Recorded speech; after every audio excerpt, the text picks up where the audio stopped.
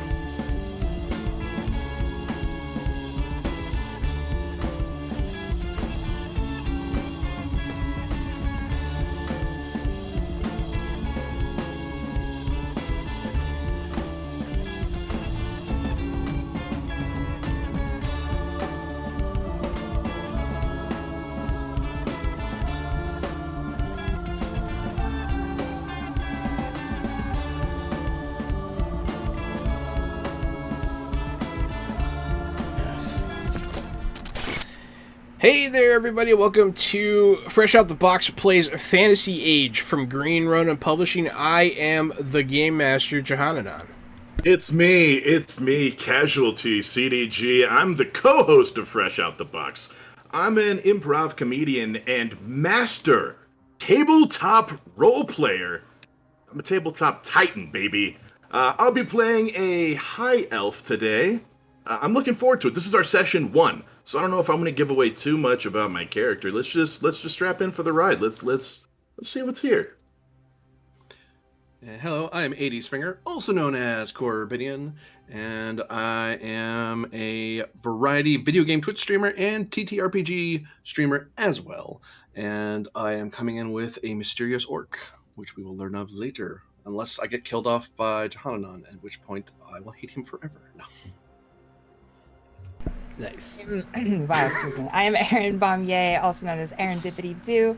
I'm a tabletop game designer and co-host with Adventure Slang Podcast and our Adventure Slang Productions.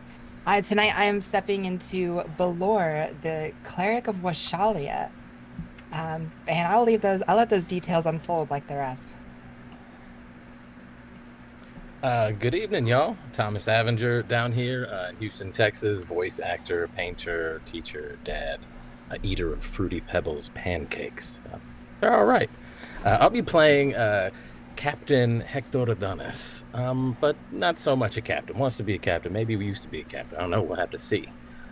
He's a pirate who really got into hunting things down and kind of joined Oath of the Hunt. Now he's a pirate mage. So let's jump in and see what's up with that.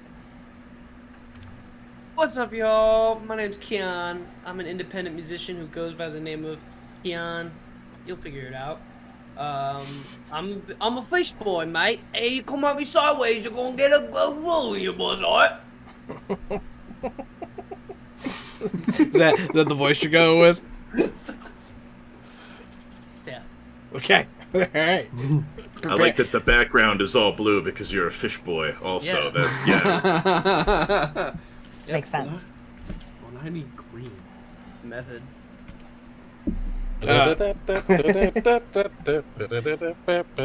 Pirate from Wales. Pirate from Tommy Tom 85 says, Thomas! Hey, what's up, Tommy? What up, Tommy? Yeah. See the chat. So, this is our first episode of Fantasy Age. We did our session 0. If you want to go back and watch that, feel free. We will be picking up first with a little background. Here's a map. It's not complete, but this is mostly what I have so far. Down there in the kingdom part, this is the kingdom. That is where our story starts. in that wooded glen that is just to the left of that banner, is where we're actually going to pick up some of this. But yes, this is the kingdom. It is a sort of it's a medieval pre-Renaissance, but barely pre-Renaissance kind of civilization. There is magic, there is some science going on, but people are still fearful of the things they don't understand. To the east is another country. It is a kind of a mix between China and India. There are primarily humans and dragonborn that live there. And then to the southeast, there is the Valley of the Star, where a lot of the tribal peoples live, as where a lot of the orcs live, also where a lot of dragonborns live. To the northeast, you might notice the Darklands. That is a place where people don't go, because that is where the Vikings are. But they're kind of worse than regular Vikings. There's a lot of supernatural stuff that happens around them, rumors of the undead walking across their lands. But we're going to start to the south with none of that, so don't worry about it. I just wanted to give you some area background. Recently, in recent news, the king of the kingdom has died, and his son has taken up the crown. After doing so, he gave a lot of power to a new religion, the followers of the Bright Lord. They are a monotheistic religion, and they have been less than accepting of the polytheism that came before. That is kind of where the world is at this stage. But we're going to open up. Yeah, we'll open up with Corbinian.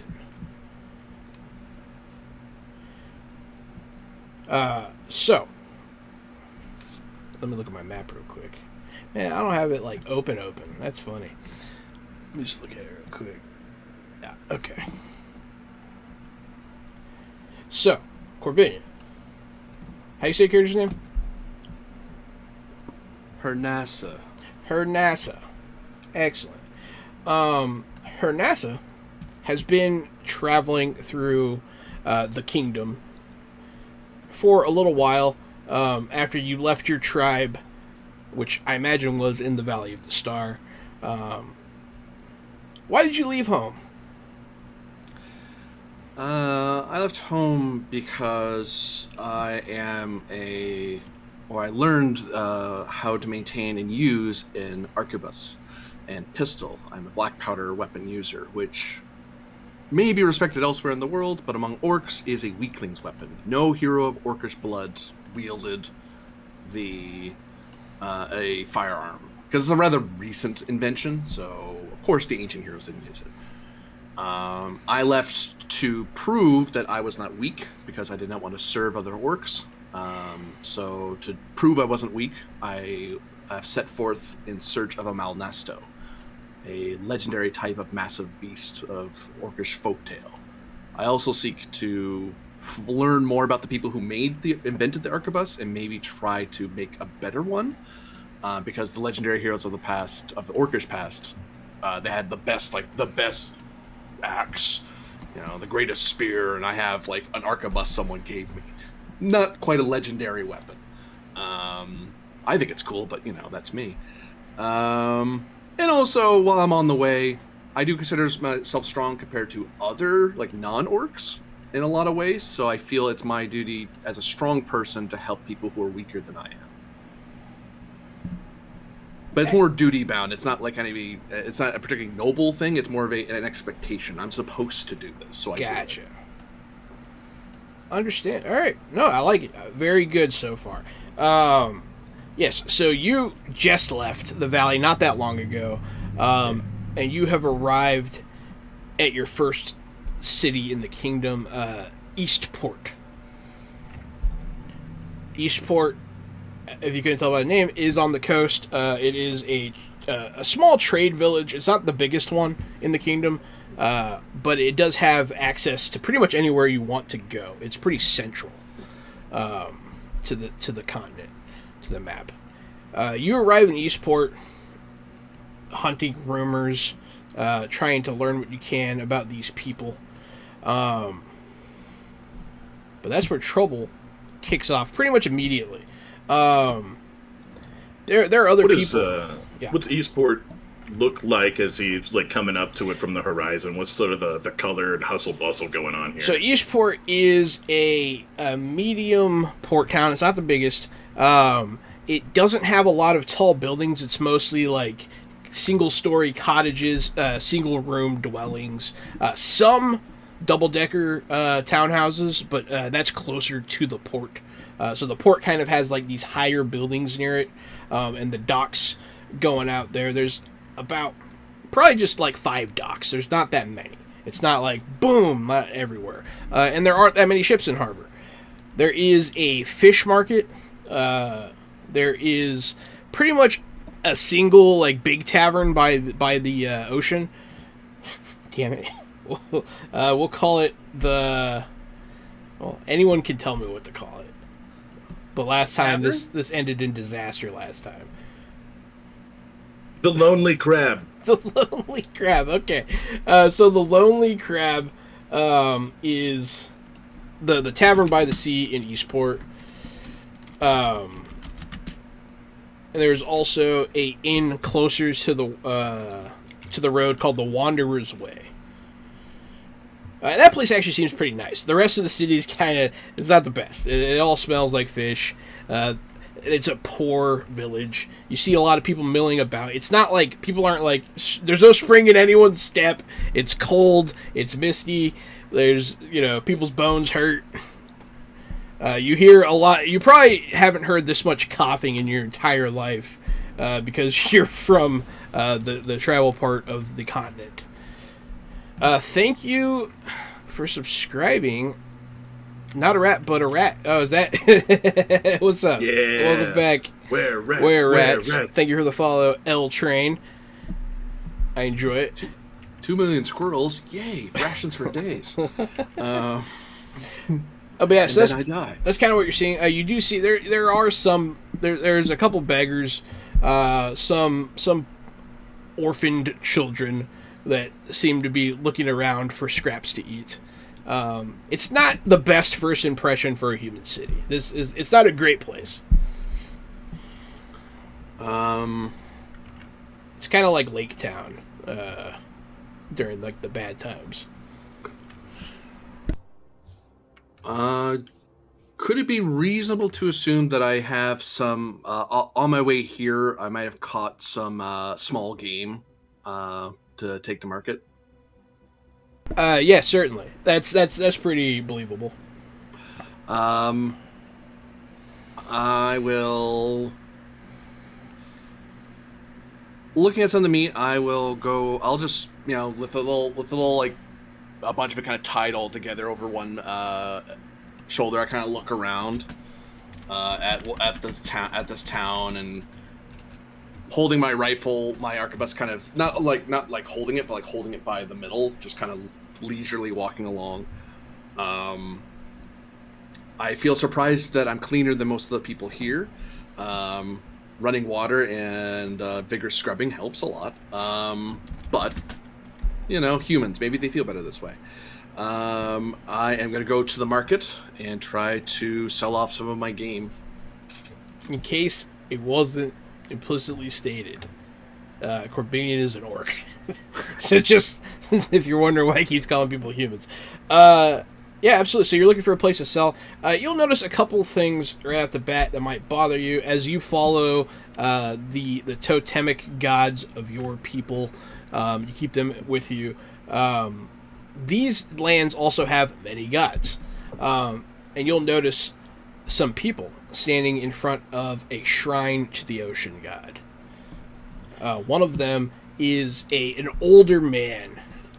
He has a bit of the turkey neck going on, but he's wearing very nice clothes.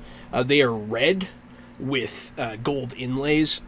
And he has a sword at his hip, as well as the 5 men with him. They all have swords. It's him. He stands out. He has a bit of a marking on his face, like a scarred cheek. And then there's another very tall, very broad man standing next to him, wearing studded leather and a helmet, and his face is covered. You can only see his eyes. He's also very large. Then the other 4 are just kind of seem like soldiers, but they are wearing some sort of special garb that you haven't seen before, with a strange symbol emblazoned on it. It looks like a bright yellow star, and they are in the process of ripping down this shrine. The first 2 steps walking by, there's a sense of, like, I probably noticed the totem right away and go, oh, I recognize what that is. I better leave one of my game behind. I'm not going in the ocean today, probably, but I should leave an offering, because that's a nice thing to do for the ocean spirits. And then I see these idiots messing with the ocean god's shrine. I'm like, no. I kind of find somewhere to set my game down so it's not in the way of people walking around, so someone doesn't just step on a bunch of dead squirrels or something, because that's not a pleasant surprise. And then I kind of put the match in with next to my flint. I make sure I pour a bit of powder. I rattle the gun a bit to make sure the ball's in there. I start walking over to them To go put your scroll down? No. I've left my game next to like a house or something. Oh, okay. So I'm moving a bit closer. I'm going, hey, what are you doing? Oh no. The finely dressed older man will turn, kind of look at you. One of you. What do you want? Are you a fool, man? That is a shrine to the ocean gods. You will doom this place by angering it. If you don't like it, leave your offering somewhere else. He'll turn full face to you. You haven't been here long, have you? The way of the old gods is dead. And as he says that, the other men tear down the shrine. The person who yanks it down gets a warning shot past his head as a loud black of the arquebus firing and a big plume of smoke, but I'm actively just trying to intimidate him. The older man does not flinch. The guy you shot at definitely does, and might wet himself. But I mean, you know, it's a gun. No one's been shot at before today, ever. Yeah, it's the first time. Probably more scared of the sound than the actual whiz of the bullet. The older man does not flinch. You could tell he has killer's eyes. I immediately start reloading.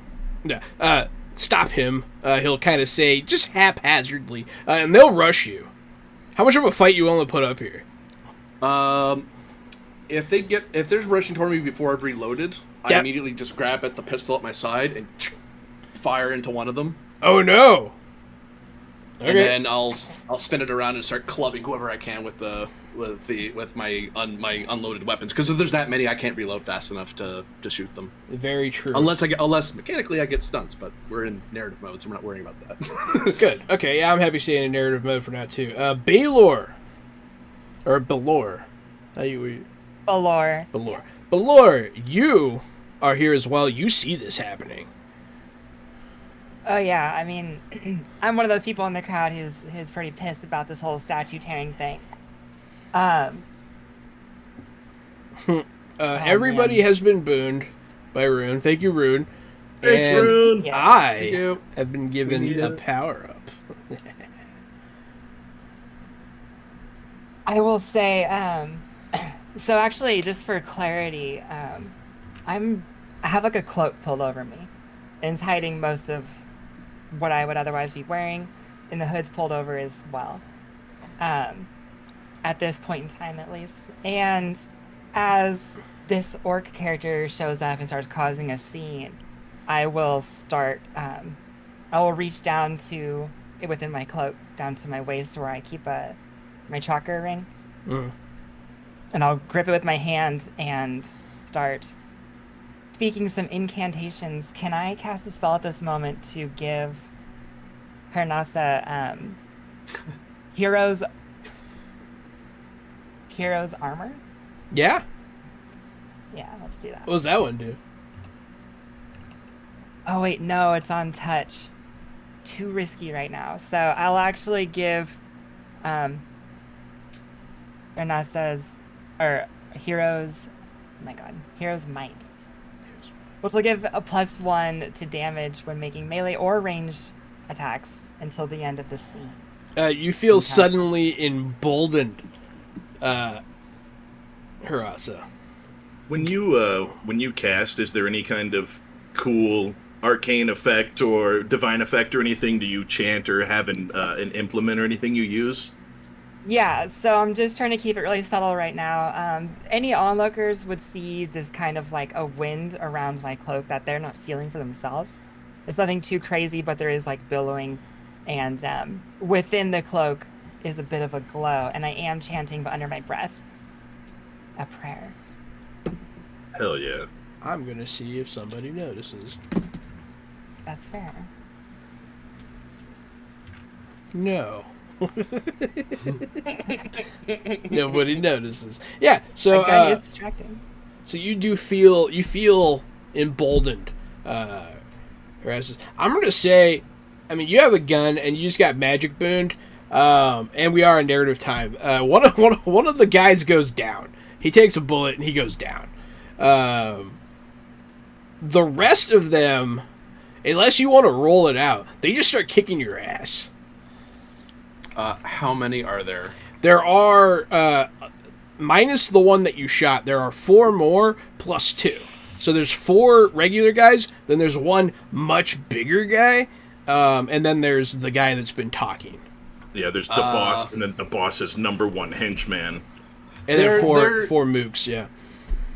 It makes sense to let this go in narrative time because I am a ranged fighter and I've used my rifle and pistol. I have no time to reload, so it's a lot of my best case scenario. Even with the plus, this does help. I would be improvising with my pistol. Oh, sorry, I got it wrong. Or either my pistol or rifle. It wouldn't really matter. 1d6 -1 because it's improvised. +1 because I'm pretty strong. +1 again because of the buff. So on a good day, I can do 1d6 +1. These guys are hitting me for way more than that. Oh yeah. The action economy is not yours, like the damage my friend. economy does not work out for me at all. No, not at all. So yeah, we'll fast forward through that ass kicking. If you were in any like real danger of like death or anything, obviously you'd be able to roll and stuff. But they're gonna put you down. They're gonna arrest you. Put him with the others. He'll say this kind of sharply, angrily, irritated, and you will be thrown into like a line against a building with a few other people with their hands tied behind their backs. One of them is a blind man, and then another person seems to possibly have some sort of elven ancestry. Maybe like a half elf or something. But yeah, so you see all this happen, Aaron. You know that they're going to take these people somewhere to process them for their execution. So that's what you know. You've seen this before. Right. Yes. And then all the guards are still kind of floating in the area. They're going about they're like menacing people. They're going around. They're like, they're ripping off religious trinkets off of people's necks, and they're kicking kids because it's fun, that kind of stuff. Those are the worst. Yeah, it's the worst. I'm gonna be floating around and just try to discreetly close the distance between me and the people against the wall.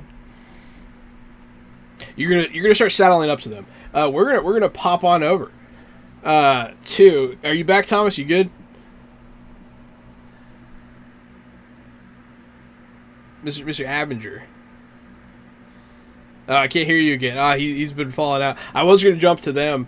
but he's having some technical difficulties. That's okay. Well, if you can hear me, Thomas, just nod. Okay, cool. So for now, that'll suffice. Thomas's character, Hector Adonis, and Keon, Lawrence Fishborn. What? Yeah, Lawrence Fishborn, I believe is the name you gave me. All right. You come rowing up to East Harbor in a rowboat. You were recently on your pirate ship. There was a mutiny, and you guys didn't want any part of it. They tried to throw you in the ocean, but they forgot that you're a fish boy because they're dumb. And you managed to steal one of their rowboats and save your friend.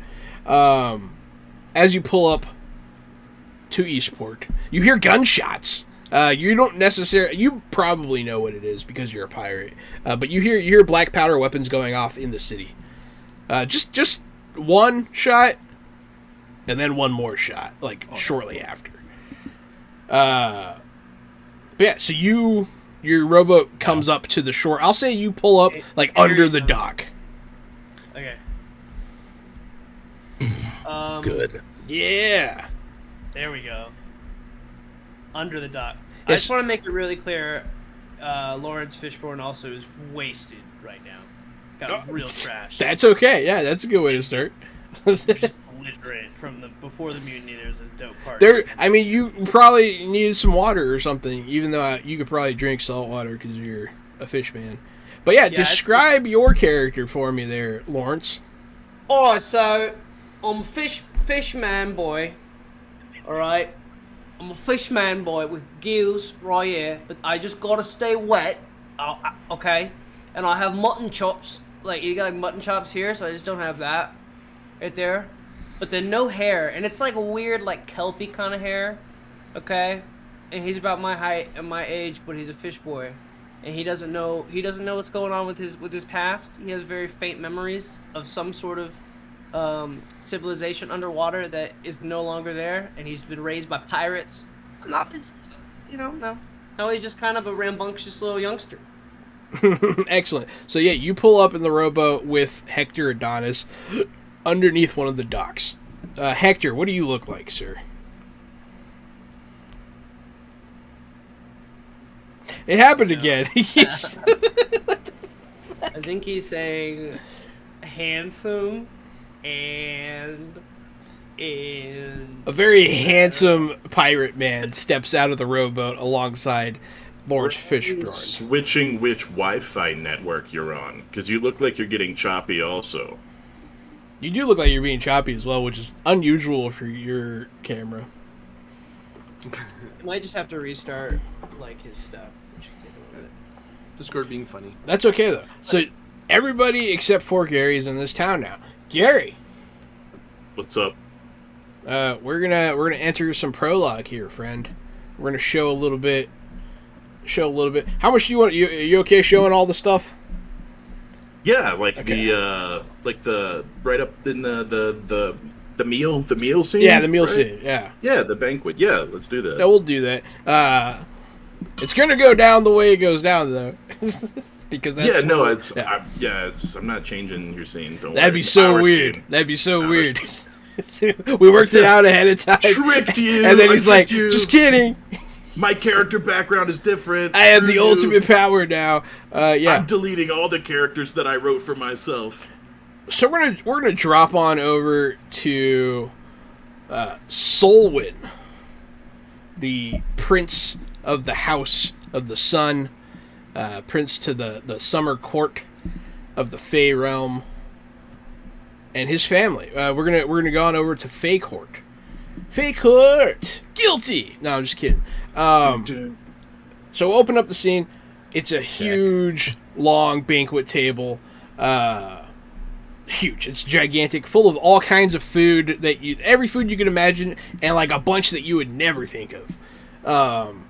There's the dryads coming in from the trees, dancing. There's a lot of naked dancing of just all people, satyrs and dryads and elves. There's music playing, a lot of merrymaking and fun going on. It's a hell of a party. No one parties like the Fae. Yeah, we can hear you. Okay, cool. It's telling me it's not reading my mic. You hear that big naked dancing orgy? You heard it here, folks. Rune type that in. Naked dancing equals orgy. Sorry, y'all. No, you're good, friend. I didn't want to miss the naked dancing orgy.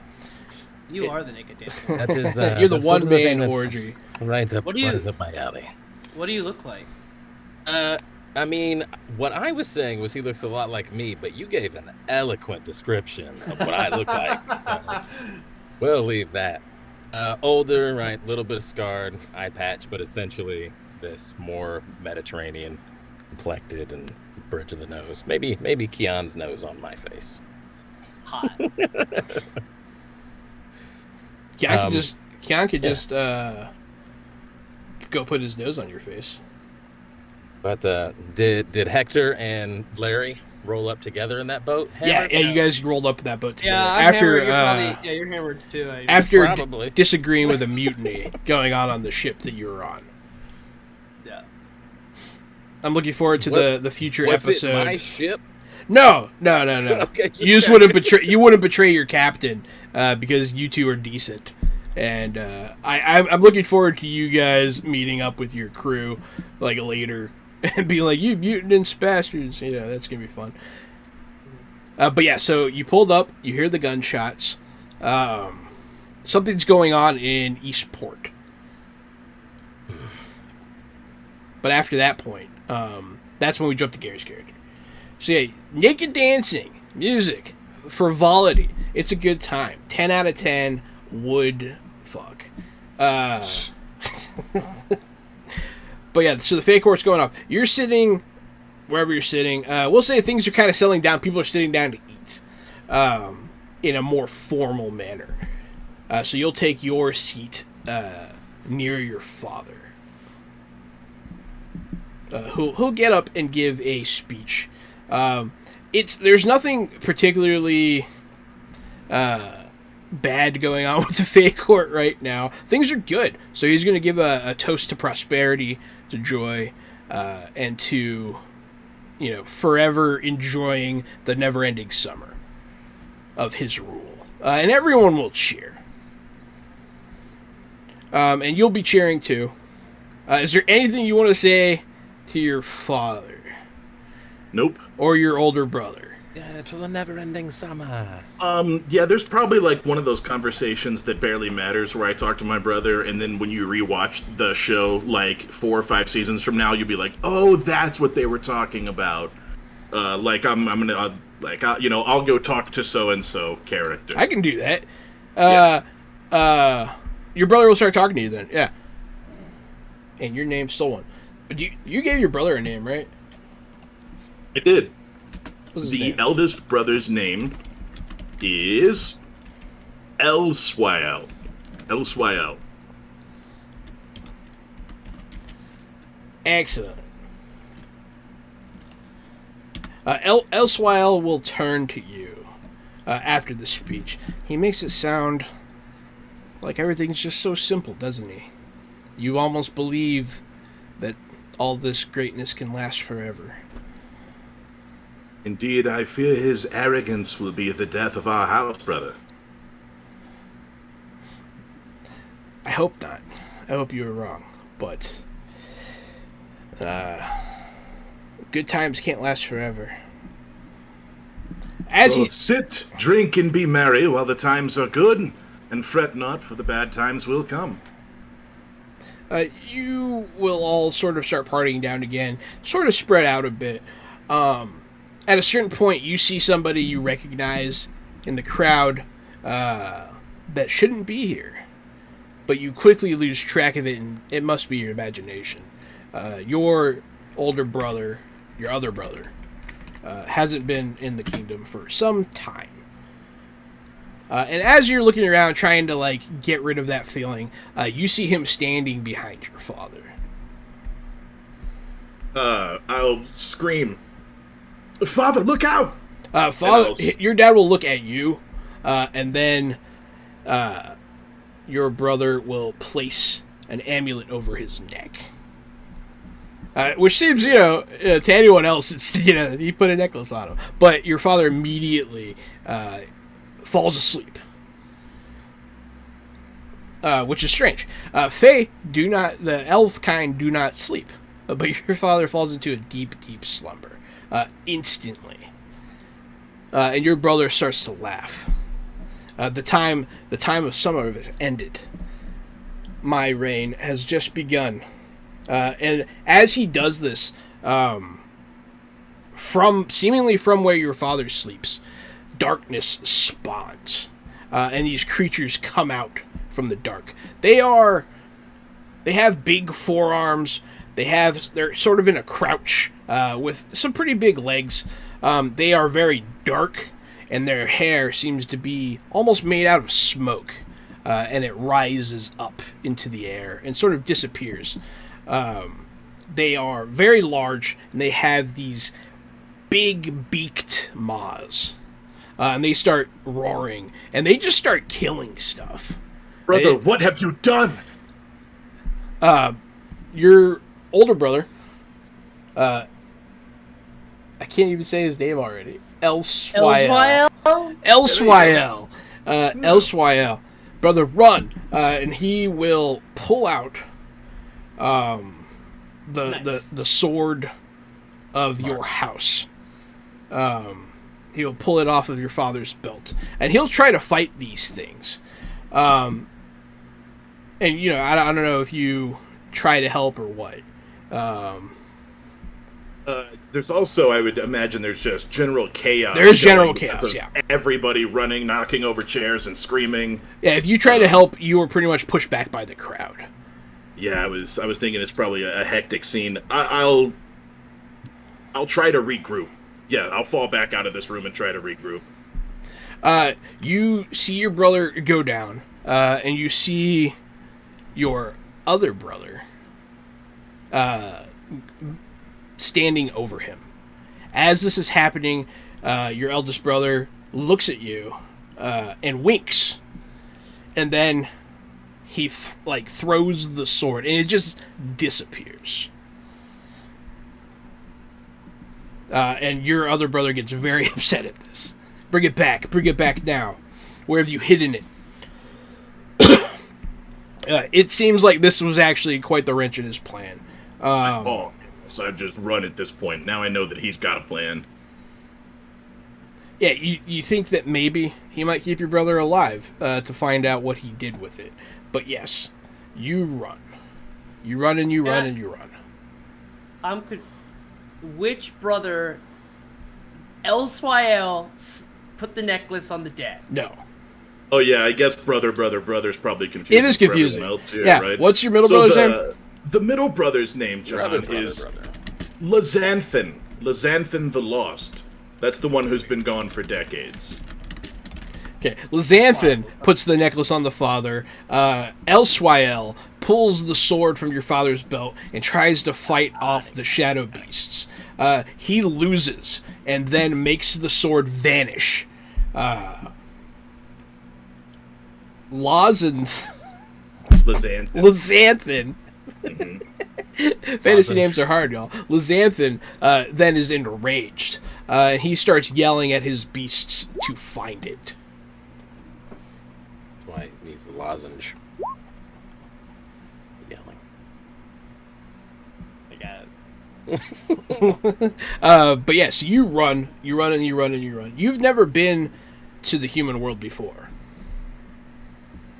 Correct? That's correct. Yes, I've studied it. I've studied their history, but we don't have a lot of books on human culture. I've studied the hell out of their history. You'll be running, and you'll just kind of start to get lost in the Fae realm, which can be dangerous, even for a Fae. But eventually you do come across, as the dark shadow beasts are about to find you, you hear movement nearby. From one of the trees comes a dryad, and she sees you. And she looks past you to where the shadow beasts are. I'm not trying to intrude on your forest. I'm just trying to lose these people. They're taking over the Sun Court. They've killed the Emperor. I know. You have to go. And she'll grab you by the face and push you, and you'll fall into a bush. That's it. That's all that happens. I'm gonna. And at this point, Open my eyes. I open your character back up to your full autonomy. I'm gonna open my eyes and sit up from the bush and look around. The air was all hazy and blue and full of twilight and magic. But as you look around now, you hear some bugs. You hear a bird, an odd bird cawing in the distance. You see the sun, for the real sun for the first time. And you look around, you're in a forest. You fell through a bush. You have no idea how you got here or how to get back. All right. Humans of legend have always been decent folk. If I just find their leader and explain to him what's going on, they'll sure to help. Stand up and dust myself off. And look around for the closest town. You start walking. You start walking out of the woods. Eventually, you are free of the woods, and you're just kind of walking across the plains. Nighttime falls. You keep walking. Ooh, I'll set up a camp. Oh, you set up a little camp. Dude. Your first night under the human stars. Yeah. The next day, you'll complete your journey. The next day, about midday, you'll pull up to Eastport. Hazy, overcast, gray, Yeah. cold. Exactly as I described it earlier. Yeah, it's like triple disappointing for you. It's like I'm a tall, slender, golden elf. I have golden skin with really long, golden ears. They're like World of Warcraft elven long. Corbinion's dying over there. All the members of my family also have fierce amber eyes. So we all have that gold hair, the gold skin, and these almost orange-red bright eyes. Oh, yeah, they're gonna hate you. I wear bright orange and gold robes. And it's like laced with gold, and it is a little warm. It's not like supernaturally hot by any means, but there's just this sort of warmth it gives off. A inherent magic warmth. And on my arm, I have a gauntlet that's very ornate. And you see, the first thing I do when I get up is I look at that gauntlet. And what was once this beautiful stone, maybe made of sun or moonstone, is now shattered into a million pieces, broken and dull and gray. And so I guess it would have been easier to have seen during the giant meal, and now in this scene it's just my connection to this sort of magic is shattered. I imagine a bit of your luster has disappeared as well. Yeah, your skin's probably shines a little less brightly here. That's right. But yeah, so you pull up to Eastport. On your way in, you hear black powder weapons discharging. They sound like thunder to you. Some strange magic, but it's a clear day. Minus the fog. But yeah, so you enter the town. I'll do you a kindness because I already see where this is going. I'll put my hood up. Okay, yeah, you put your hood up. But I'm gonna allow, Aaron, there's a lot of trouble going on. You're starting to become very fearful for the different amongst these people, the pagans, and the non-humans. There's an issue going on for sure. You haven't seen it get this bad yet. But as you look around, you see barely concealed beneath a hood a glowing golden elf wandering into town with his head held high. That is quite the sight. I'm going to actually, I want to peel from the situation with the people against the wall for just a moment and actually make my way to that figure. And at this point, I have finished my introductions. So this is you guys. You guys have the floor fully. Take it. Okay. It's all yours. Perfect. So I move over to this figure and cloaked person to cloaked person. I say, put your head down. Don't let them see you. It's a strange greeting. From where I hail, greetings is customary. Yes, And greetings. I do put my head down too, like this is the custom. I am sorry to have to make you hide such a lovely appearance, but the followers of the, what are they again? The Bright Lord? The Bright Lord. Yes, the followers of the Bright Lord will not appreciate it so much, and they have already begun rounding up people. Oh, and I know they'll thank take goodness! You said followers No. of the Bright Lord? Oh, it is not like it sounds. These. Well, that's exactly who I'm here to see. Well, I can assure you will get there, but you will not get there bound and thrown into a dungeon. Where are these followers of the Bright Lord? Do they have some sort of leader I can speak with? Put your head down. Yes, I imagine they do. Come with me, though. We will arrange that in time, but All right, lead the way. I need your help, if you don't mind assisting me, and then I can help figure out whatever you need to do to visit the leader of the Bright Lord. Yes, that sounds great, surely. I will do you this one small favor, and in return you will take me to the leader of the Bright Lords. That's wonderful. At This point, offer hand. the Inquisitors will be gathering up the people that they have arrested, including Hernassa. I got it. I did it. I figured it out. Hernassa, away towards the dock. You can see there's already not a stockade, a gallows being built. Okay, one quick random question. What is the sea god? Is that a commonly known Yes. deity, and when I know its name? Yeah.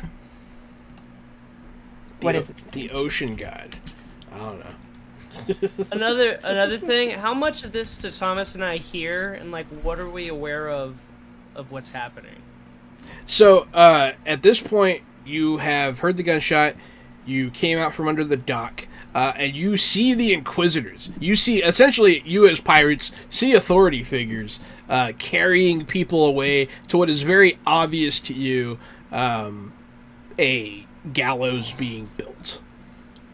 Well, we've already committed mutiny once today. And not again. No, you opposite committed mutiny. You refused to commit mutiny. No. Yeah, mate. I'm just saying The sentiment is the same. we make it 2 for 2. We just don't get involved in any sort of situation today. We go tie another one off at the tavern, right? All right, mate. You don't have to twist my arm. What's that? What's that broken statue over there? Was that always broken? What is that? I don't know. It doesn't look like they're very happy about it, though. Oh, it looks like it's the ocean god. Oh, I'm from there. They did that. These guys over here did that. It's a bunch of pieces of shit. And perhaps we should go say something after all. All right. We're really drunk, remember? All right, mate. Let's get it. Let's go see what's going on. The difference between you and me is that you show it a lot more.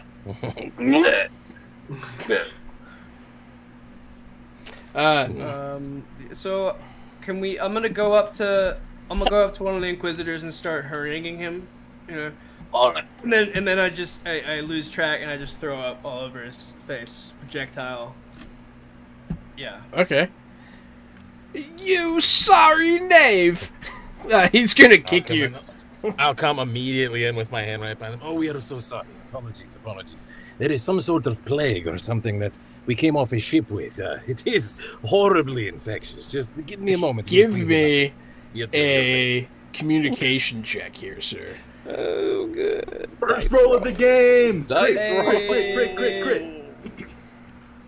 Give me that crit. Get stunt dice. Give me my sheet. Get stunt. I can't see my character sheet. Triple sixes. Give me them triple sixes. Can't see it. Triple sixes. Hector Adonis. Wow, he really is handsome. Look at that. Hey, Wow. handsome. Oh boy. Oh, he gets a picture. He put one. So weird. He did it himself. It is I weird that don't you want- can't open- see it, but that's okay. Yeah. I can do it. Communication. Did it work? It did not work.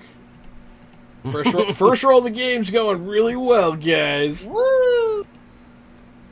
There we go. There we go. What'd you do? Hey, you're welcome. You rolled a 15, sir.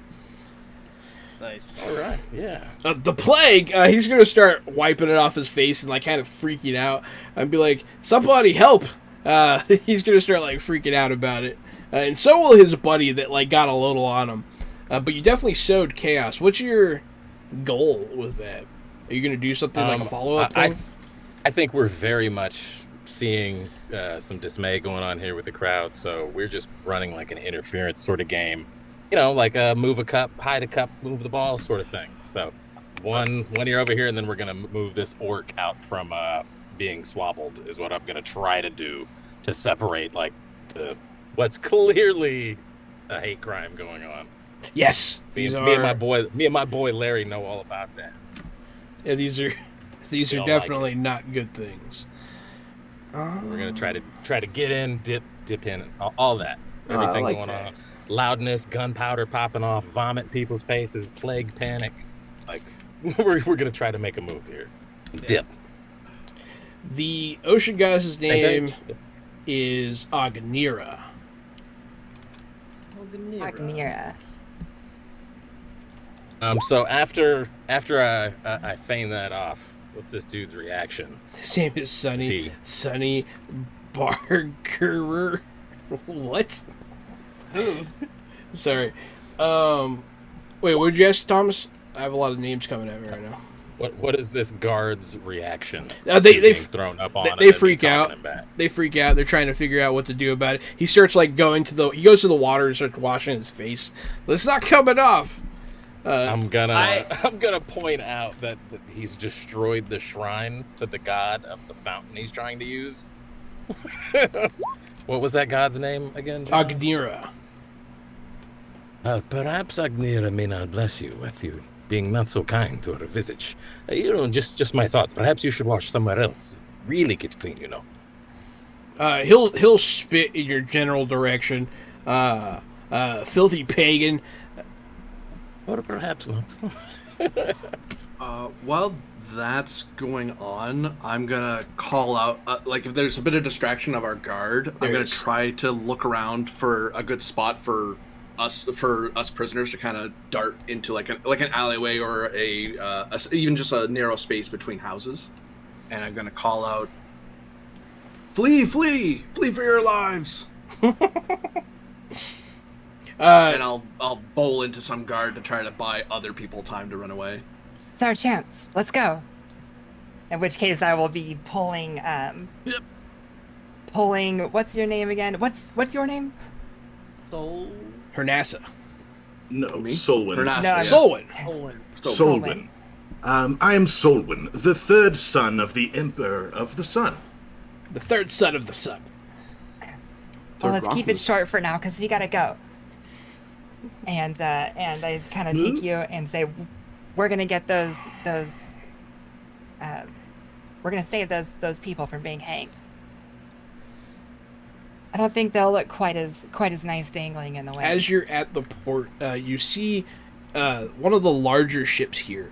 Its sails are emblazoned with the yellow burning star on the field of red, which is the symbol of the Bright Lord. That must be the symbol of the Bright Lord. That must be the people I need to speak with. There are people milling about on deck. Are we all in a group? You're all Pushed like away from within like 10 feet of each other, and you're all mixed in with the guards. Mm-hmm. You see an orc with his arms bound run away. Another person that's also bound runs a different direction. The third person I described is blind, so he just starts screaming about the end of times, because he is a blind beggar, and he had gone quite mad. And that's also very distracting. I'll actually correct there. I wouldn't run away. I'm bowling into the guard who probably has my rifle. Because I most have my bag, but one of them's is likely holding onto my rifle, so I'm bowling into him, trying to let other prisoners get away, but also trying to get my gun back. So in that case, all of you are very close to each other. The orc is standing over a knocked over guard, trying to pick up his gun.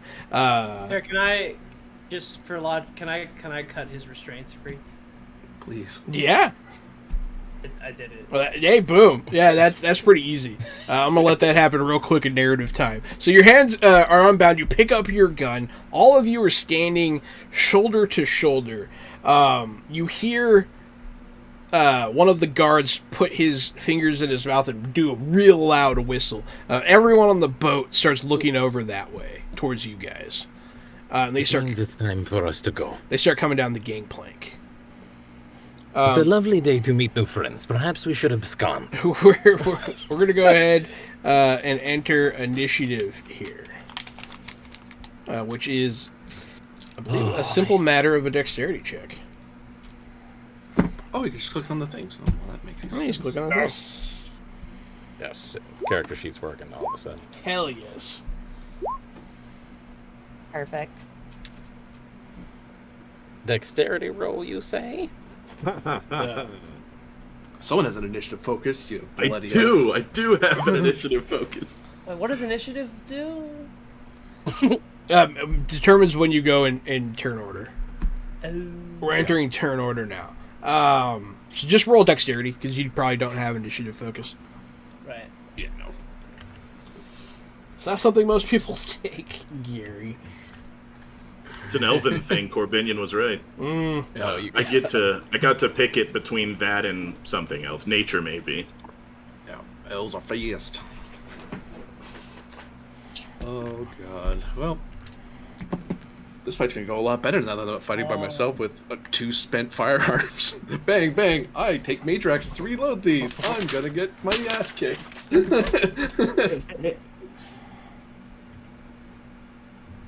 Perhaps we Fortunately, I can be didn't have a better spell for you. Yeah, that still would have helped. That would have been surprising because that first shot probably would have been like 1d6 plus 3 plus 3 plus 1. So it's like, and oomph. It's like, that hit harder for some reason. Oh, I'm under a spell. Neat. The gods favor me. Okay, they don't favor me that much, but, they favor me a little. So Hey, actually a question on that for you, Jahan. So it says that when I do Hero's Might, it says you get a +1 of damage when making melee or range until the end of the encounter. Yes. So the question is this still an Different effect? encounter. It was so recent. I don't want it to be like wasted because it was like your first time. It's not. Yeah. No, it could still be. Yeah, you're still emboldened by the hero's might. Well, Yes. Good rule. In this moment, you have a particular eye for just how, I don't know, exciting combat seems, not for the combat itself, but for how awesome it's gonna look. Something in that line is suddenly like in your Yeah. spirit. even like standing perfectly aesthetically correctly Yeah. for firing the arm. It's like, it isn't just the correct way, it's the most aesthetically nice way to fire a firearm, sort of Yeah. thing. Ken, you know how you Like- roll your thing? Gun kata. Yeah, I don't. I've been Okay. I've been clicking the die. Sorry. No, don't click the dice. So go to your character sheet. Yeah. I'll do it And with. just hover over the word dexterity. Oh, literally. Yeah, hover. Click the word dexterity. I know, that threw me off too. That was all of our reaction the first Did it time. do it? Yeah. Yep. Yep. What? You did it. Yeah, it's pretty easy. In It's the pretty chat easy. on the It's roll. easy once you know how the damn thing works. Yeah. Yeah, crazy. For those of you at home that haven't seen, that's what the roll looks like. The tabletop, the virtual tabletop version of Age is really good. So check it out. I knew I was missing one. I was like, who am I missing? All right, so Gary, Solwyn, first to act. Yo. I don't know. I don't know how dangerous these guys are yet, and I don't know how dangerous the pirates are yet. So far, the only person that I am with is Belor. So I'm just gonna hang out with Belor for now. I'm gonna hold my action to see what Belor Your wants character to doesn't do. have enough information to make an informed decision. I got you. Yep.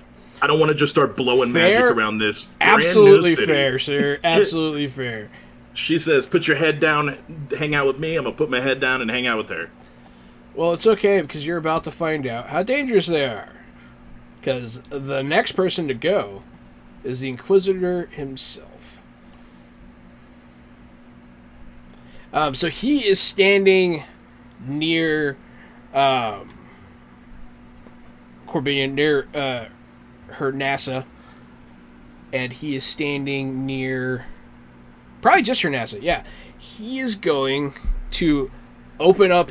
He just kind of like flicks his cuffs of his robes to the side and gets his hands out nice and clean. And he starts chanting. And as he does, fire starts to play around his hands. Uh-oh. I have a check on my future, don't I? Assuming he hits the roll. He might whiff. He's a caster, he probably won't. But you surprisingly will not have one. Believe it or not. Let me see here.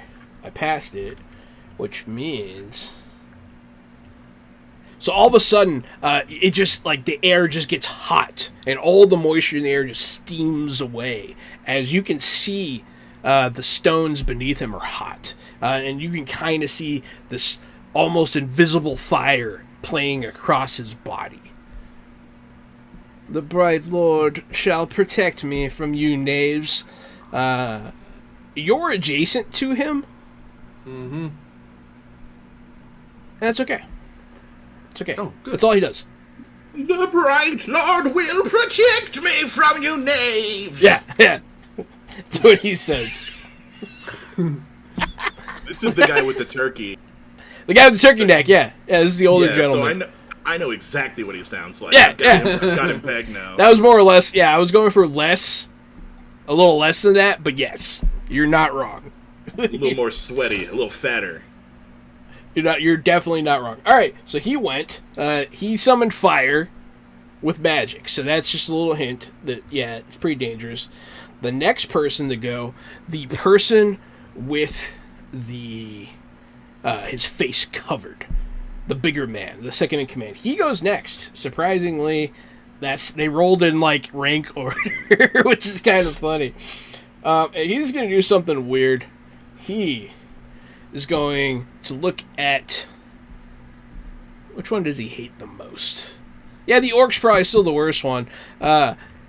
He's going to stick his thumb underneath his mask and pull it... when he pulls it back out, it's bleeding. And he's going to touch you with it. No, he won't. Get away from me. Oh, we can click on the initiative button. There's a whole button for it. Smart. There's a whole button. Yeah, it's pretty sweet. Let me see. What do I need to do? I need to make a roll here. Biff the roll. Biff it. I don't want blood on me. Because anything to do with blood magic's not good. There's no good... I doubt he's healing me. Yeah. Here, for your wounds. Like, what the... Oh, thanks, I guess? Okay. So, I just need to make a test here. No.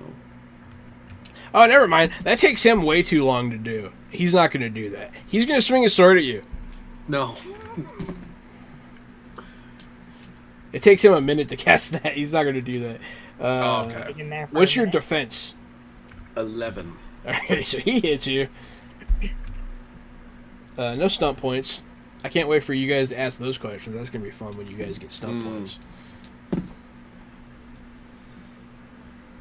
Let me pull up this character nonsense real quick. Okay. Take 6 minus your armor rating. So what's your armor rating? 3. So take 3. 2, 3. So he whips his long sword out of its hilt and just slashes you. He doesn't make any grunt or anything. He doesn't make any sound at all. You just hear it get ripped out of the scabbard and come down on you and hit you. After that, 12, Hector. So I'm looking around, and this orc that we just kind of broke out of this conflict is just getting eat up by these dudes who rolled up on him right in front of us. Yeah, he's getting beat up, yeah. All right, I'm gonna like lean back a little bit and like pull aside my pirate vest and like reach down to my hip like I'm pulling out a knife, and then you just see sort of this glow blue flash from my eyes and like aura from my hand, and I pull out like a whip of water from my waist, and then lay it down and then slap it, and I pull that sword out of the guy's hand that just hit up on our orc buddy. Excellent. I'm going to Nice lean small over to Belor, and I'm going to say, this is why we didn't want to give humans access to magic. Far too late for that. Let's Doesn't see, seem water fair. whip. So you Many cast of water you, whip. Few of us. So go ahead and make a Arcana check. Yeah, water. Oh, you already have it built out. Nice. So 15. Yo, wow, it tells you the target number and everything. Beautiful. So you pass. You do roll higher. It is a minor action. That's interesting. And it costs you 4 magic points. So go ahead and make sure you denote that you've spent 4. I don't know how to do that. It's somewhere on your character sheet near your health. There's like a magic point pool that you should have. And if you don't have that set up yet, just remember 4. In the meantime, I will remember 4. I'll try to help you with that. You create a long whip of water that appears in your empty hand. You can wield the water whip as a weapon using your intelligence water arcana to make attack rolls. You can attack targets up to 3 yards away, and the water whip inflicts 1d6 plus willpower damage. You can also perform the disarm stunt for 1 stunt point instead of 2 when wielding it, and you use willpower instead of strength to determine how far away the weapon lands. Water whip lasts until the end of the encounter, although you can end it early as a free action. So go ahead. So that was a minor action. So you just pulled this whip out. Now you have to make a separate attack with it. So Okay. Go ahead and make... Accuracy? You're going to use Intelligence Water Arcana. If you have that. Intelligence water. I guess I do since I have it, but I don't know what the If water you don't, you arcana might is. not have the Focus Water Arcana, which is Focus, fine. Yeah, so just click Intelligence then. Yep. Ooh, interesting. So, you got a 9, and you're attacking the big guy? I'm taking his weapon out of his hand. So you're trying to attack him.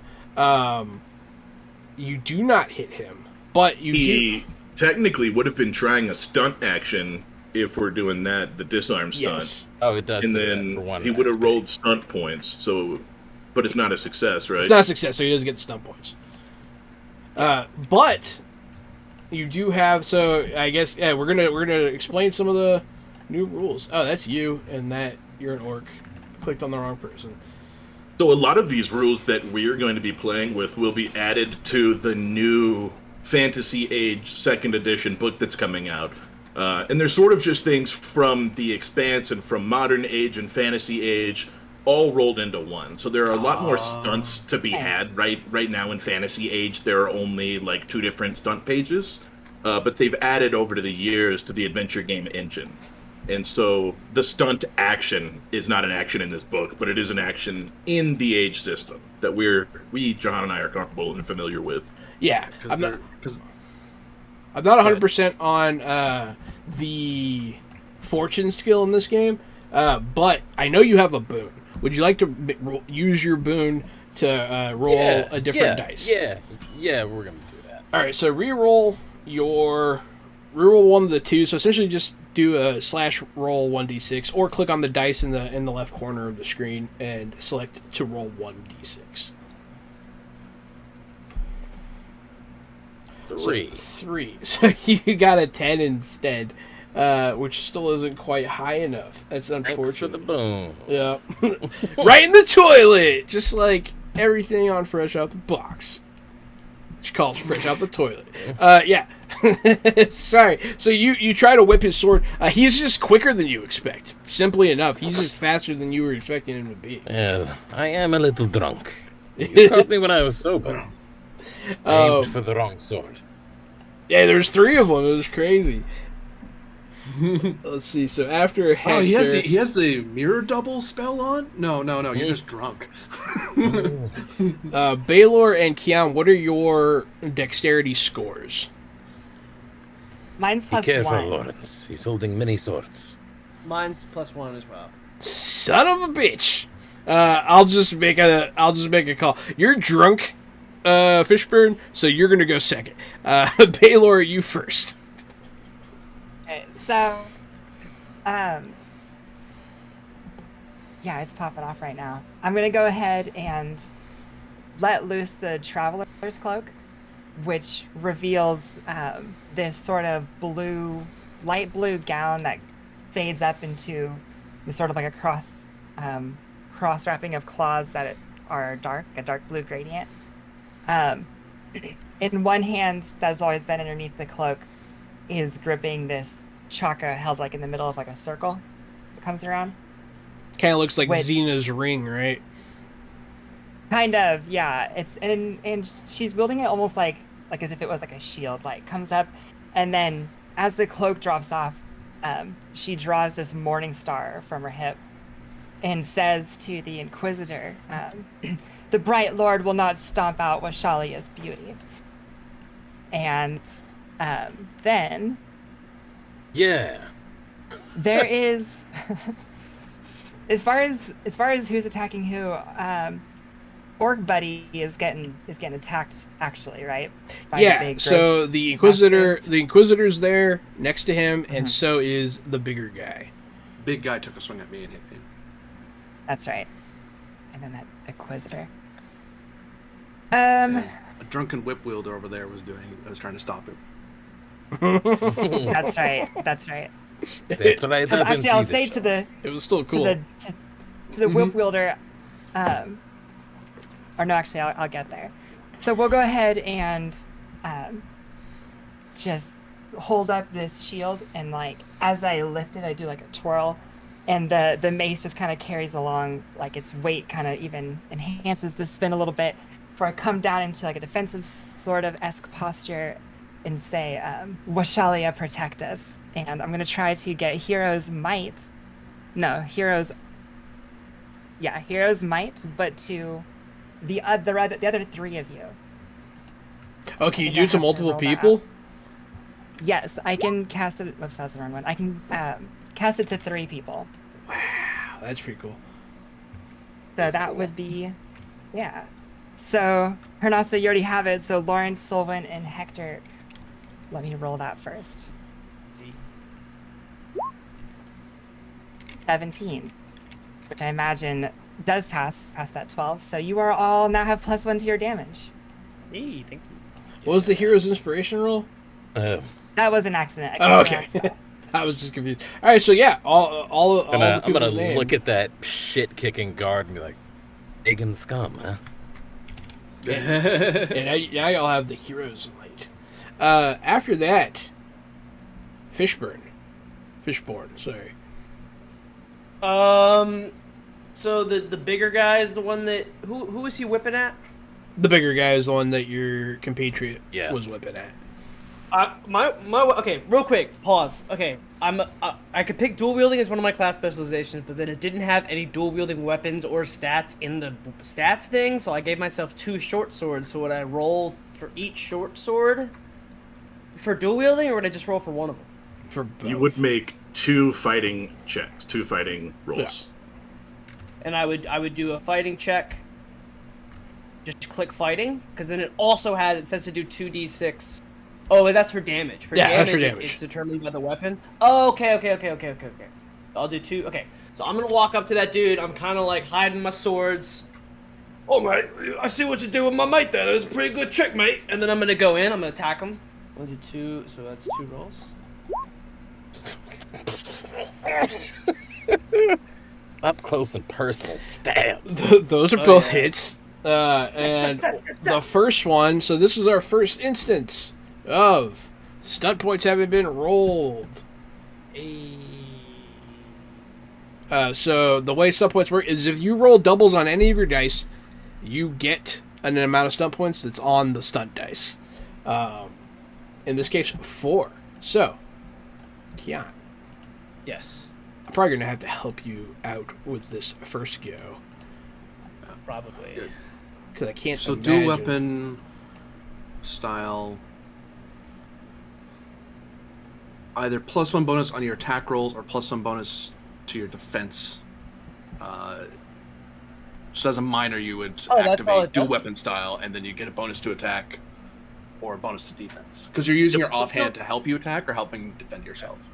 Still just roll once, but I get a +1 to either stat. Yeah. You activate Gotcha. it as a minor, and then you either have an attack bonus or a defense bonus. Well, it's okay. And that would be this. Whoops. You Go can ahead. keep the first roll, which was the one with stun points. Thanks.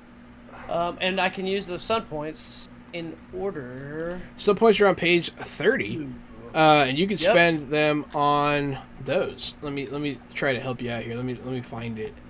It's supposed to be on page 30. 36. 36. Thank you, 36. Corbinian. Yeah. So combat stunts. You have 4. You can do a lot of stuff. Let's see. This guy's still alive? Yeah, he's still alive. You can do dual strike. Your attack is so strong it affects 2 targets. That's costs 4 stun points. You can do lightning attack that lets you make a second attack against the same or different enemy. You can taunt. You can pierce armor, which makes people's armor weaker. You can do a mighty blow to do an extra d6 damage. You can disarm. You can do mighty blow and disarm. You Be can careful, he's very fast. you can enter defensive stance to gain +2 defense till the beginning of your next turn. You can knock people prone. A lot of stuff like that. And you can Indicate from making a melee. you can do any combination of those that equals 4. Cool. I'll do a mighty blow. No, first I'll do knock prone for 2, and then I'll do a mighty blow. You knock him on the ground, then you stab him on the ground. So go ahead and Yeah. give me your damage. Give me your damage. So I am gonna have for one short sword it's 1d6. So let me do that. Then you're going to do an additional d6. 1d6.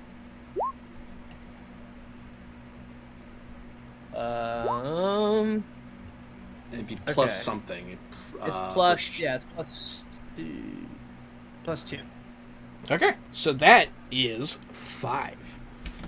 +2, but then didn't we also, because of the buff, aren't we +1 on top of that, right? Yep. Yes. Yes. So You And get six. a d6 from each sword and then 1 for your lethal blow. So let me see. 2 plus, he's on the ground, so that's plus another one, right? Or did you already do that? No, it's just 1 extra d6. Targets on the ground are easier to hit, I believe. Yeah. Okay. So you're Thanks. making him easier to hit later. Yeah. Or if he wants to move, he has to eat a minor to get back up. Don't need a minor. Just throw 1 more d6 real quick, and that'll be your last one, I think. We're on a Heard. list. I can't count, Hmm? right? Well, no, with dual wielding, he doesn't get to hit with both. He only hits with one. The other Yeah, one's just you giving just him a bonus. It just adds 1 bonus damage or defense. I think I get to pick. Oh, you don't actually get to attack twice unless you use lightning Right. attack stunt. I see. Which I later it understand gets now. cheaper for him to do. Once he gets better at it, the lightning strike becomes way cheaper. Oh, that's It's cool. more likely That's to how do they it. handled it. Yeah, so this game is interesting. I know it sounds complicated still, but this is one of the more simple systems for sure. But it has a lot of heft. You also add your strength to melee attacks, usually. I think am swords at- do that as well. I'm at 0. Oh, never mind then. So I'm gonna. This is your bonus for doing the puke and plague joke earlier. The 2 by the water. They're like, oh, it's time for a fight. And one of them like gets up and pushes the other one in the water, and then has to spend his turn trying to help him out because they were not prepared. And that's my gift to you for your earlier shenanigans. Because that was pretty good. I liked it. I enjoyed it. There are 2 more, however. Jeez, you guys really come for it. Dippity Doo's gonna get attacked. Ooh. What's your defense? Probably not high enough, if I'm being honest. Probably garbage. Yeah, it's 11. Okay. Yeah. Our defense is going to be pretty low at level 1. I got a 16. So, well, I got a 16 without any pluses. Yeah. I rolled a I 16. think you hit. Wow. So, I'm going to... So one of the bandits hits you with their longsword. Oh boy. I'm going to make my stunt point expenditure. He's going to attack you, and then he's going to use lightning attack to attack Whip Boy. Yeah. Yeah, Whip Boy is going to get attacked now with the second attack, which cannot spawn stunt points. So, Whipboy, what's your defense? Oh, probably not great. That's a 10. Yeah. Okay. So he blasts Baylor for. I'm really sorry. It's fine, really. It's fine. For 6, minus whatever your armor is. So in this game, armor acts as a damage reduction. Yeah.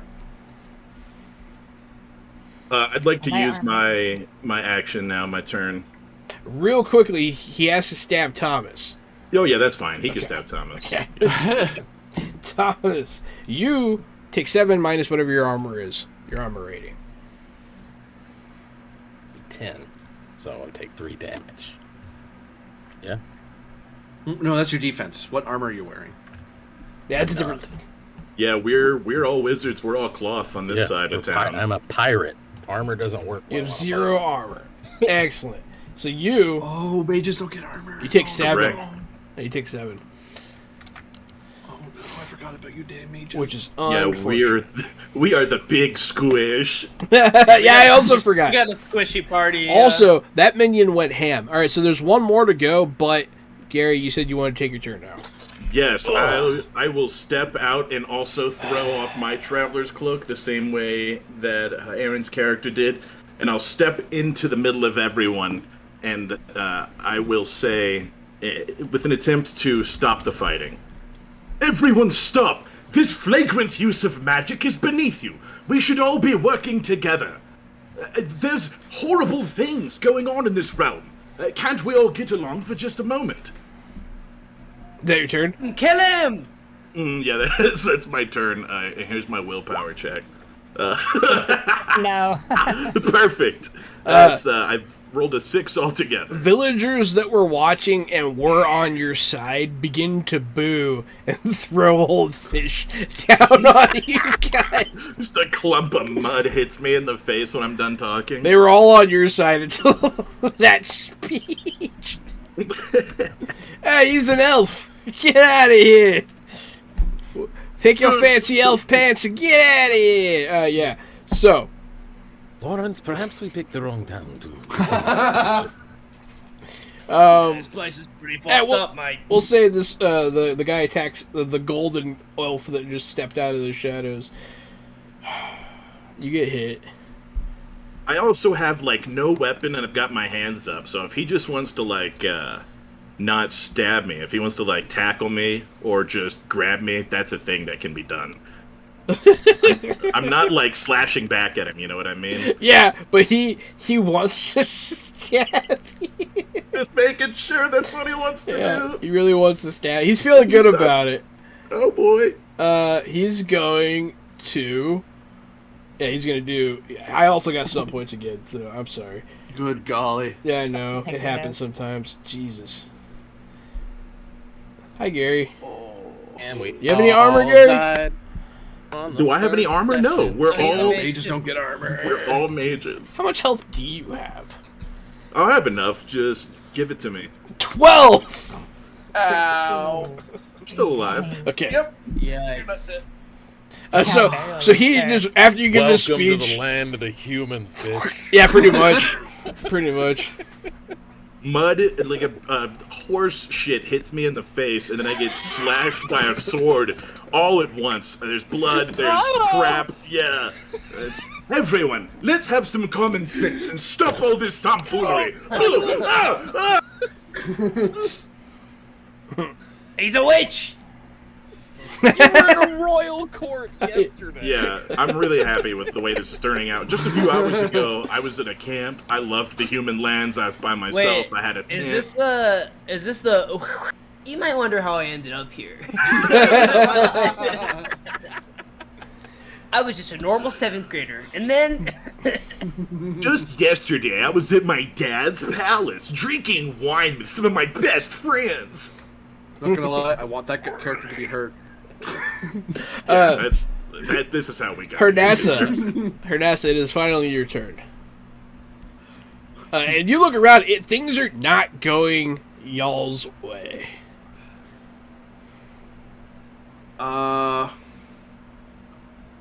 Unfortunately, I will spend my turn getting distance away from the mage, who is wreathed in fire. Probably a good idea. I look around at the chaos, and I shout, "Feyborn, fight for your life! These people will forsake the gods and will kill you on where you stand."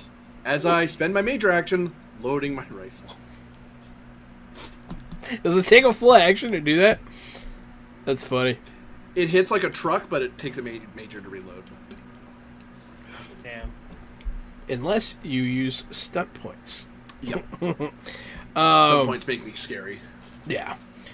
But I'm at least getting myself away, so I'm not in the press of combat. I'm getting away so I can safely reload and call out. The Inquisitor it's his turn. It's me. Oh, wait. It is you! Yeah, you do go back to the top. Yeah. Who is he about to split? So Does that he- split me? You could see him casting some other spell. And he's probably looking... I feel like he's still focused on the one they arrested, which is the orc. So... Yeah. All right. I am going to cast something on him as I see him casting. Nice. I rolled stunt points. Did I beat the spell power? It's a he has to beat a willpower self-discipline against my roll. Up against your spell power? I've rolled a 12 with 5 stunt points. Whatever I can use magic spell points, stunt points for. I haven't actually seen the spell stunts. I got a 16. Oh no! You have a boon. I do have a boon. I will... If I re-roll, I'd probably lose the stunt points. But could I beat the thing? Yeah, you're better off just hopefully beating his, making it too hard for him to resist. Because Yeah. right now, even without some points, magic hurts. And that's gonna. Let me re-roll one of those d6s with my stun point and see what happens here. Okay, 9, 10, 11, 12, 13, 14? 14. Still not gonna do it. 6, 5, 4, 9, So I 10, gotta do 11, 13, yeah. Damn. Yep, damn indeed.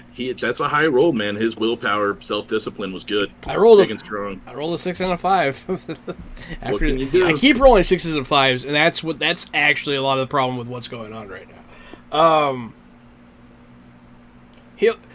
Do you hit him with something? Is that what's going on? Or are you trying to take over his mind, kind of thing? I was trying to. Oh Lord! He'll shake it off, and he'll look around, but he's going to continue to cast his spell.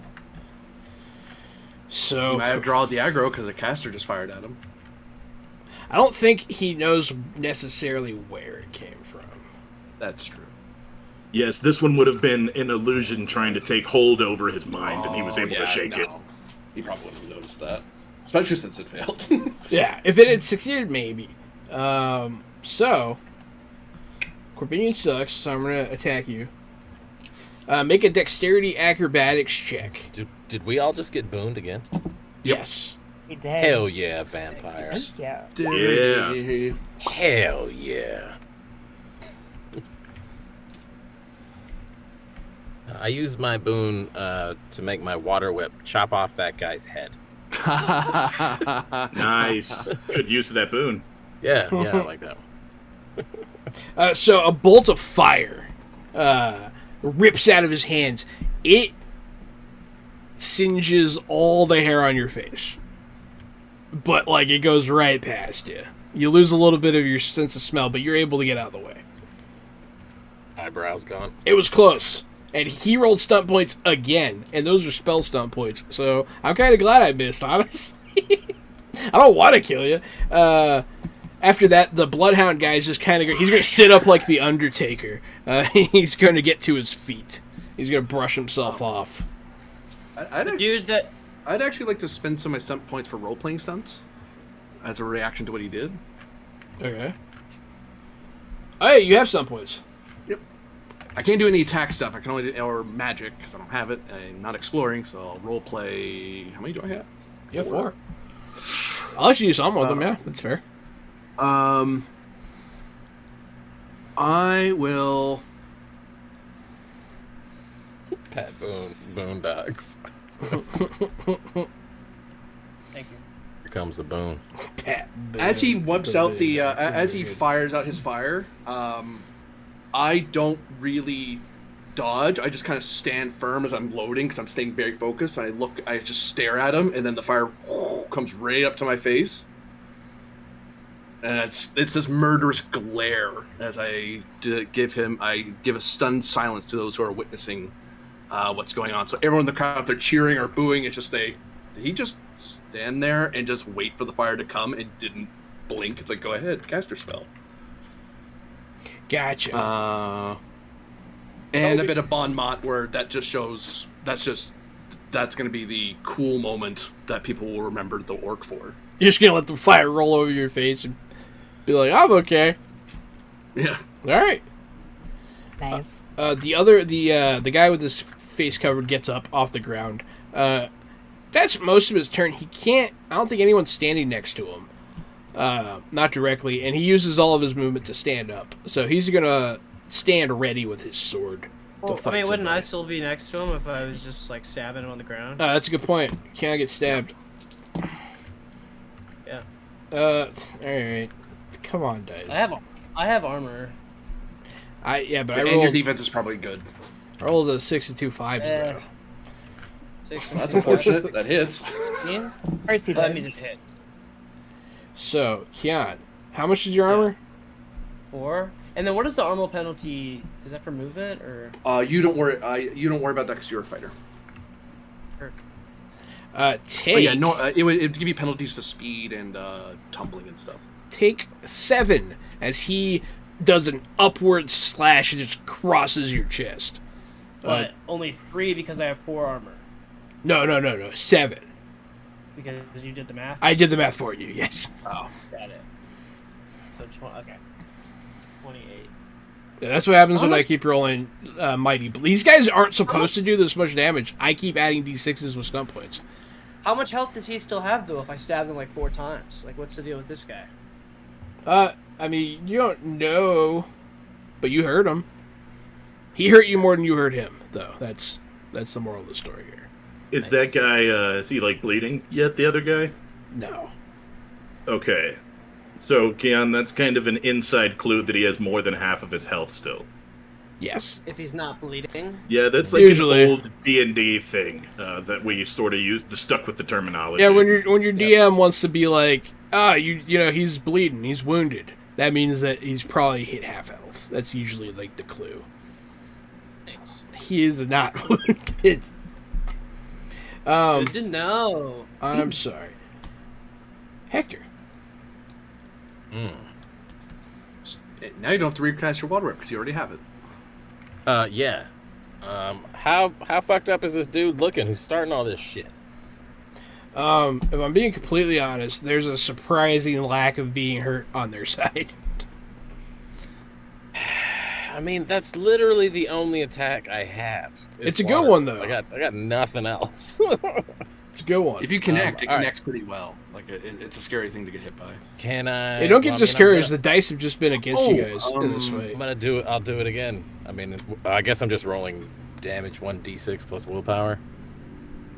This time doesn't correct? he have a +1 to hit, Aaron? He would have plus one. No, for damage. Damage. Okay. Yep. Oh, what you can do because your miner's free, you can take the aim action, so you get +1 to your attack roll. Sure. Now that you have a free miner sitting there, you can take your time and go. Okay. That's do where that. I'm gonna hit. Yeah. And we'll be working those finer finer points. We'll be working those finer points in and reminding you guys a little bit better. All right. I'm gonna take my time this time. I'm gonna whip this dude. Are you trying right to in his- disarm him again?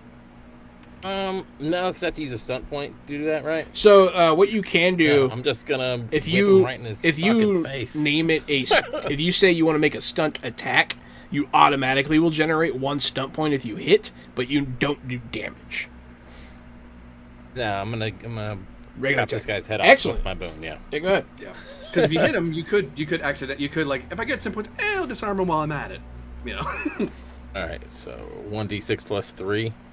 I know. First, make That's your what I'm supposed to be attack, You have to hit the which is going to be your intelligence, water arcana. Just intelligence rolls, so don't focus yet. Yeah, so just click intelligence. 14. 14's a good hit. That's a hit. Yeah. Yep. All right. So then a d6 plus 3. Just Yeah. roll willpower. Will that do it? No, probably not. No, you have to do the d6 plus 3. Yeah. So 8. So, 8's a solid hit, friend. like right across his face. Stop. Yeah, I'll say you hit him in the face and his mask comes off. He's a clean shaven individual. There's a little streak of blood coming down where you hit him. His eyes are moving very like this. They're moving very quickly to the side. It's very strange. Oh, this man seems to be drunk. Something seems to be out Yes. for sure. He is quite a looker, though. Perhaps a Korean theater in a different light. There you go. It is now Aaron. Okay. So first thing I'm gonna do is kind of actually swing the flail up as if I were uppercutting something that's not there, and letting the weight of not the flail, but the Morning Star, letting the weight of the Morning Star carry me back into like a sort of retreating dance, where I come up next to Hector. But I say to this character, nice to meet you. My name is Belor. You wouldn't happen to have room for a couple more on your ship, would you? Perhaps the day is not as bad as I thought. Hate to leave you in an ugly situation, but we definitely would appreciate it. And then I say, and thank you. And I look at Hector that time, and then I look back and sort of come into another dance with the Morning Star, letting the weight of it carry me again forward a little bit before landing into another position, where I say, Washalia, let their strike be true. And as I'm casting these small little prayers to Washalia, the chakra in my hand just like does like a golden light around the edge before shooting off to splitting to names Hector, Pernasa, and Lawrence. Actually. Yes, the three of you get +2 on your next ability test. Also forgot to add that +1 damage from her last time. Oh yeah, I'll do that now. Fucking eyeball. Also saying. So I guess I should roll that. Oh, Yeah, because you might get lucky with the spell and save yourself. okay. MP or Now something. he's bleeding. Now he's bleeding. Yes. There we go. I roll that. Just returning the favor. Yeah, Excellent. It fired. Yeah, No stunt though, but it fired. it fired off. Yeah. No, Definitely. I'll take it. So you said +2 to ability checks For your next ability check. for your next ability check. Keep in mind, everybody. Fighting is an ability check. Yes. Pretty much everything you've been rolling has been ability checks. Yeah. So whatever we roll yeah. next.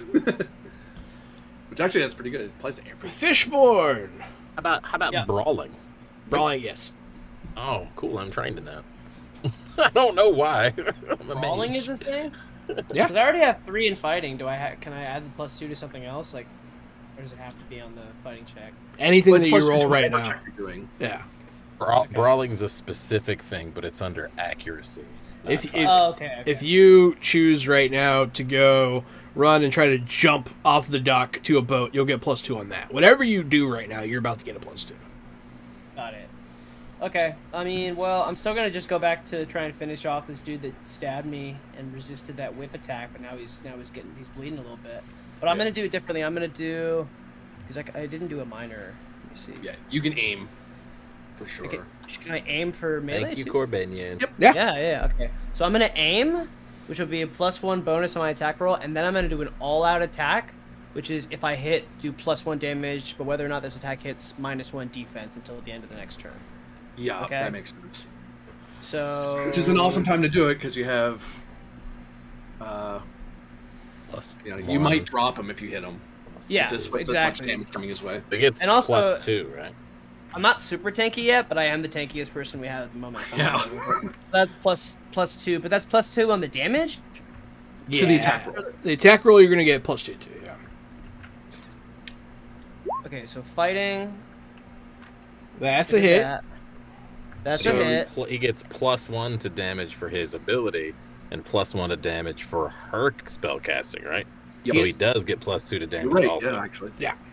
Oh, Plus this is going to 2 hurt so damage. much. Fuck him up. I need to Get roll him, 1. Lawrence. So I rolled 3d6? I did not know you were coming up on my boy Lawrence. Like Does this. all-out He's attack not give you- shit. I just roll 1, but I add extra points. Right, you add 2 Three? to your attack roll. 2. I add 2 to my attack. 1 for aim, 1 for all out. Yeah. Yep. Got it. So 4, 5, 6. Right? Yeah. And also, I believe that since you're dual wielding, you can choose to add 1. I already wasn't that one of the ones we already said? No. I forget if dueling adds to damage or to the attack roll. It what I'm trying adds to the attack roll. Okay. Okay, there you go. Yep. And it adds to the four. melee attack roll, or it adds to a defense against melee attacks specifically. Still, Okay. you're swinging for 6. That's It's not bad. that's kinda You solid. you deal a decent hit to him again. Okay. Go. He's still up. What kind What are the fucking people made of in this town? what kind of armor is he wearing? Question. He's just wearing Wearing leather? studded leather. Leather. Okay. Okay, I see where he's at. Okay. He's not in a good place right now. He's not the best Just doing place. the math real quick. He's not in a good place. Not the best place. I think we all just got bippity booned again. If I'm not Bippity mistaken. boom boom. Dang. We got a little Selena boom going for vampire. See, sometimes when the chips are down, the fresh out the box viewers will lift us up. So, Everyone loves Selenas. all right, the 2 goons by the water are going to join the fight. One of them's going to attack. Man, I feel so bad attacking any of you at this point. I'll send one Corbinion's way. What's your defense, Corbinion? 11. Okay. So, yep. Take your minus your armor, so subtract your armor from 10 and then take that. Ow. Okay, cool. 1, 2, 3, I- 4, 5, 6, 7. Well, actually, I might have fucked up just now. A. I got too used to doing it. Oh, you might not have some points. Is what you're saying? No, I did have stunt points, Oh. but I don't think I had enough to do that. Correct, might I did as well. not. So you take subtract your armor from 8. Sorry. 5. Okay. My bad. Yeah, so one of the ones from the water that had the plague puke on him goes and cuts the orc in the back. The other one is going to assist in fighting the priestess of Washala. Is To a no miss. one in the crowd that we're help protesting against this statue getting in on this shit? They're all just standing there, rubbing their dicks, watching us get our asses whipped Yes. by these fucking imperial pieces of shit. No, they're booing me. They're booing- and throwing they're booing. horse shit at me. They're booing. Someone did make an attempt to get them to do something. Yeah. It didn't go well. Yeah, my role play thing just made them stunned silence as they watched this orc get beautifully torched. The torched orc. yours made them Very stun beautiful. silent, and mine made them boo raucously. We're not doing a good job calming this crowd down. This new one misses the priestess of Washala. One of them's going to go for Thomas. Also misses. Finally not rolling shit hot anymore. I guess the last one. Aaron can handle it. I believe it. Probably. All Fingers right. crossed. Take. Subtract. You don't have any armor either, huh? No. Take 7. Another one. So there's still the 4 goons, the 1 big guy, and then the Inquisitor. So there's still 6 enemies. The 4th one just came up and slashed you. They're like striking you in the back. No honor. They don't care. They're just going to town. It is now Hernassa. Dramatically, I spin and make pretend I'm about to attack the guy behind me, and then I just back away from him, and then with a almost Washala inspired fervor, if you will, I just completely ignore him and just stoically rise my arquebus at the big sword guy. I aim, pack.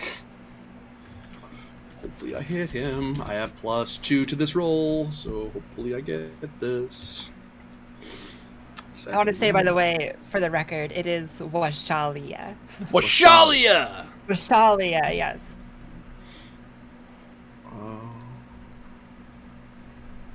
Oops. That's from Black Panther. I was thinking the same thing for whatever reason. It's not. That's really funny. No, yeah, it's not. But Keon simultaneously typed in Washalia forever. And I almost did the thing. Who are you shooting, buddy? Big sword dude. Big sword dude. I'm gonna boon that 1 on the hopes that I can get stun dice. It's the hope. Okay. You do hit with this, though. I hit anyway. Okay. So you're going for the stunt dice. But no stunt dice, but you do hit with the gun. And I get +1 to my damage because of the other thing you did for me. Yes. So this... that is 16 damage. That was beautiful. So, as it should be. You guys have been fighting this guy. You've been double teaming him. He's been kicking ass. He's been taking names. He's hurt everybody. His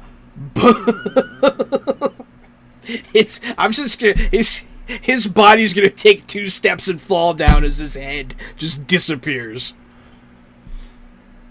And then it sounds like someone knocked over a jug of soda. Yeah, what? Yeah. Everybody's like, there's an audible gasp in the crowd. Fishburne throws up again. You know what? As the body hits the ground, I've been crawling on all 4s trying to avoid the skirmish, and so the body just boom right next to me. It's just a camera angle. The mud splashes up on my face again.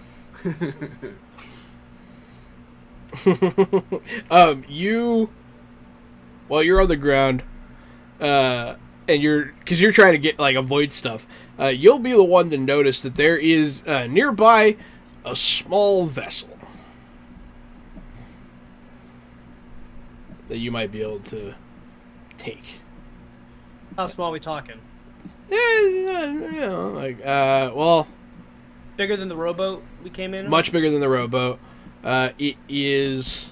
Sounds like a sloop by what you're describing. It's a little smaller than, the standard Sea of Thieves boat, if you know what I'm talking about. Smaller than the sloop or smaller than the brigantine? Or the galleon? The original. I play a lot of Sea of Thieves, man. There's the big 4-man boat. The starting What about a the Chinese little 2-man boat? junk? Yeah. So Corbinion's right. It's a sloop. It's a small sloop. Sloop is the smallest sailboat that you'd be playing around with. Yeah, it's pretty small. It's not the biggest, but you could all fit on it. Yep. I'll just give you that little information since you are looking for a way out now. Man, I'm going to make these bandits roll, or these, not bandits. I wonder what NPC table he's using. Shut up! Don't give away my secrets. He called it. I altered the bandit table for them. Hey, it's what I would do. Why make a whole new stat when it already exists? Yeah. Alright, so one of the guy that got the plague puke thrown on him, after that, he drops the sword and runs. The rest of them hold fast, but one of them does, straight up, I'm out of here! He Scooby-Doo runs away. Does your Man of Light protect you from, shot and ball, you coward? I call out to him. It is Solwyn's turn. I'm gonna keep crawling, and I'm gonna crawl towards that vessel down there. I'm gonna try to stick to the fences, stick to the mud. Try not to get in. I don't want to get stabbed. I don't want to give somebody the idea that I'm easier to stab since I'm prone. I did not. So this is the top of the turn order. I did not realize what time it is. We should take a break because people drink water and need to use the bathroom. So thank you everyone for watching so far. This has been our first session of Fantasy Age. Find out if they can escape because this is, man, they're getting messed up. We make it from the first fountain we got to? Who knows? Who knows? See you guys in a minute. We'll be right back.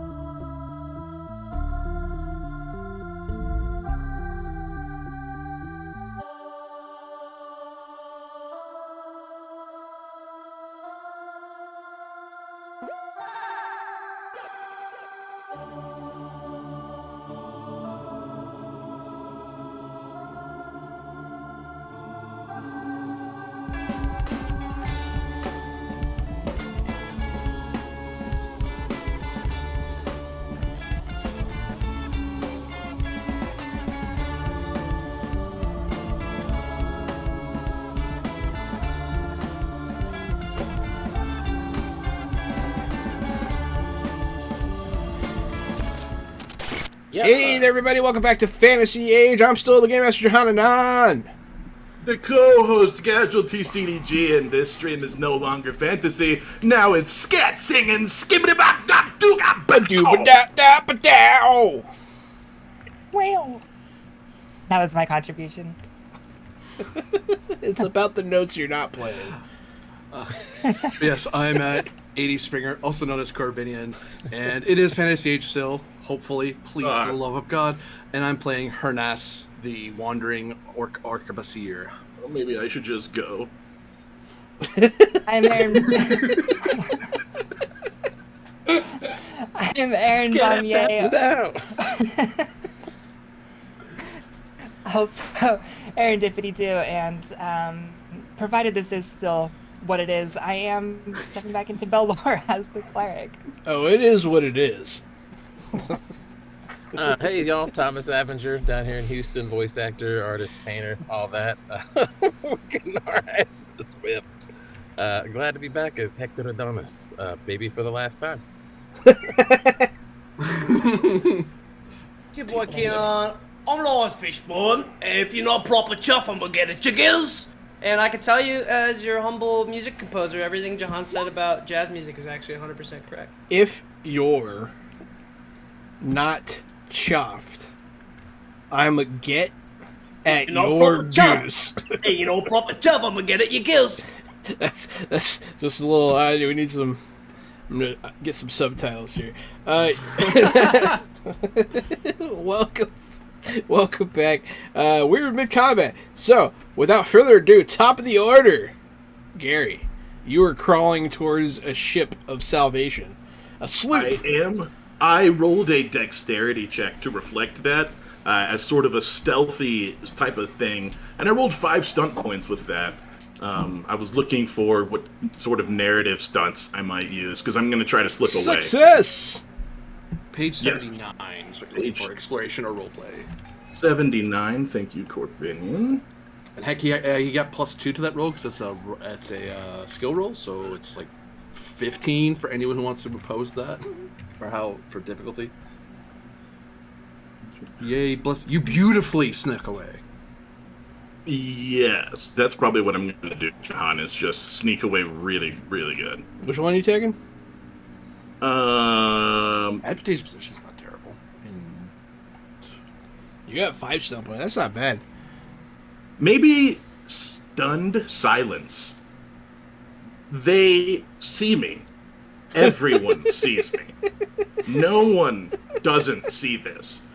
But it is, they just look at me and they're like, just let that guy go. All I've done is like, oh, don't f-, and then got my ass whooped, and now I'm just crawling away through the mud.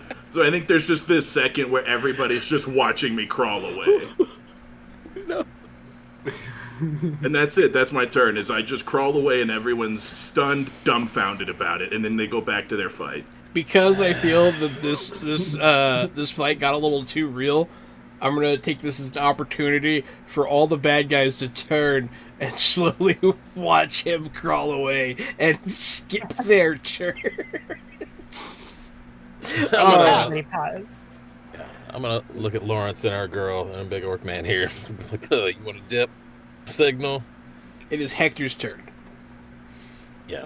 Also, this is a good time. If you guys want to make an escape, we can drop out of initiative order. I mean, that seemed to work pretty well. It was a good segue to the runaway. Our goal only ever was to get them out of there. Yeah. If this is now presenting itself and we can dip and make it happen, let's do that. So I'll look at sort of the group right here next to us. I call for parley! And as I'm crawling through the mud, parley! Perhaps now would be a good chance for us to get to the boat. Looking at the rest of the party. I glance around. I think the only people here is us fighting. None of the other prisoners are with us. They got to escape. Yes. Would that be correct? Yeah, mostly. Now there's just prisoners loose in the There was city. one who ran off whose hands were bound. Yeah, one guy ran away whose hands were bound. The other one couldn't really get very far because he was crazy and blind. You can still see him stumbling about. I'm gonna. I'll be willing to run away, but my intention is to grab that guy and haul him with us, so he's not still there. Yeah, bring the crazy blind guy. We're not running a charity, okay? And now you introduce Vampire Bite's character, the crazy blind guy. Yeah. I used to be able to see the future, but now I see nothing. The future is dark. Right now is dark. And tomorrow morning will be dark. And everything's been dark since I've been blind. I think perhaps you're just saying that because you can no longer see the light because of your eyes. But it's weird because then he was like, "Isn't she lovely?" Yeah, I'm on the fair escape for everyone else is. Stephen Wonderist happened to be the name of this blind guy we're picking up. Is that what Stevie Wonder's Yeah, short for? Before we make our escape, I want to sally to Hernasa and be like, now's your chance to escape. And that's the cue. Yeah. And you'll help this madman escape as well. Yeah, so we're dropping out of initiative order. So now we are in narrative mode again. So you don't have to, if you got something to do, just let me know. No more turns. But what is everybody doing? You're all running away, I assume. Are you just making a beeline for this boat, or are you trying anything fancy? Anybody? I have no intention on trying anything fancy. I'm gonna look at Lawrence and kind of see what he's feeling. If we need to dip into a tavern to wait it out, or just get on the boat and get the fuck out of here.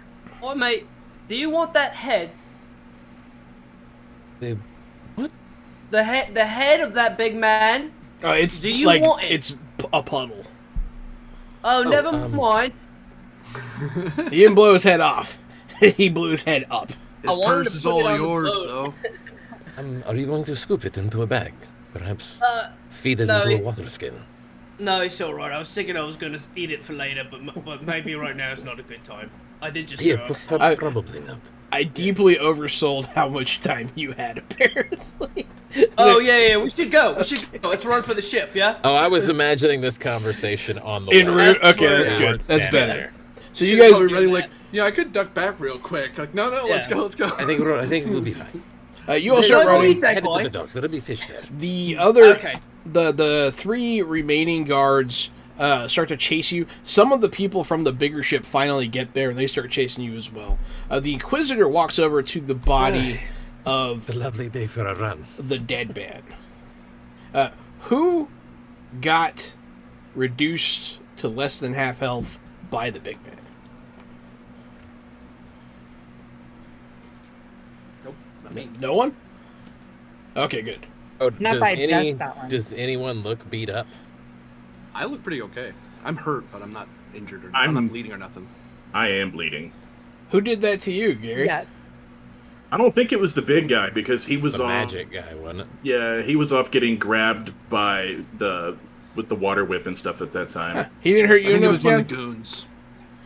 Huh? He didn't hurt you more than half? No, I'm only at 28, 35. Oh, okay, good. Fighters are beefy. He hit Holy me too, but crap! not for That's a lot of time. health. Fighters are beefy. They can take hits. Never mind that. Once we're settled on the sloop, I just wanted to say really quick that I bust out my little healer's kit, and I invite, come, let me restore your beauty. Oh, yes, perhaps. I think perhaps my beauty has not faded, but wounds I could take care of. You are on the It always looks ship. better without the scratch. You get to the ship now. The guards are right behind you. Someone needs to set sail quick. I'm on it. This is going to be my next ability check since she cast that spell. And so I'll add a +2 to my sailing specialty. I feel like this Those works sailing polish because you anyway. have two sailors with you. So that, stump points and a total of 16. Dexterity, huh? So this is... Man, the stunts in this are a lot less than the other stunts. Because this is the first Age game, right? That's correct. This- Dragon what's Age the would have been the second first one, one. yeah. Second Yeah. one. 79 covers exploration and roleplay. So anything that's not combat. There's a magic one too, but that doesn't apply here. I will say... So they don't have one that really contributes to what you're doing in the Burnout? way I think it should. So what I He Burnout could do it is- speedily, I would say. yeah, speedily is Also- good. With a flourish is a good one. It gives him a +1 for the rest of it. For the rest of the sailing type of thing. All right, you can either do it faster or you can get a +1 for your future I mean, rules.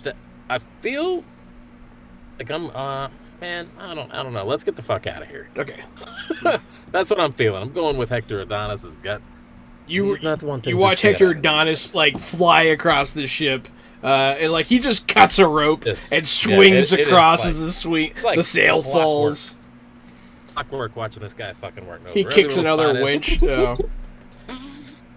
It's like straight up Pirates of the Caribbean stuff going on. So It'll be the elf. the ship, Lawrence was helping. the ship, yeah, definitely. The ship starts to leave a bit. I'm gonna see. The guards are absolutely close enough to try and jump on. That one falls in the water. That Enjoy one drowning. lands on the Enjoy ship. drowning in your armor, you piece of shit. That one lands on the boat. So one of them falls in the water. I bet you wish you could do this. The other two jump on the boat. And there, who's the closest to the boat's entrance? I'll do it. I'll be close. No, you can be closest. Because you're the one who probably swung over, yeah. Yeah. That hits you for sure. That probably hits you. What's your defense? My defense is 11, but I guess +1 with dual wielding. Is that how that works? You could choose to be +1, yeah. Well, yeah. But what did you? Well, yeah, 12. So yeah, 12.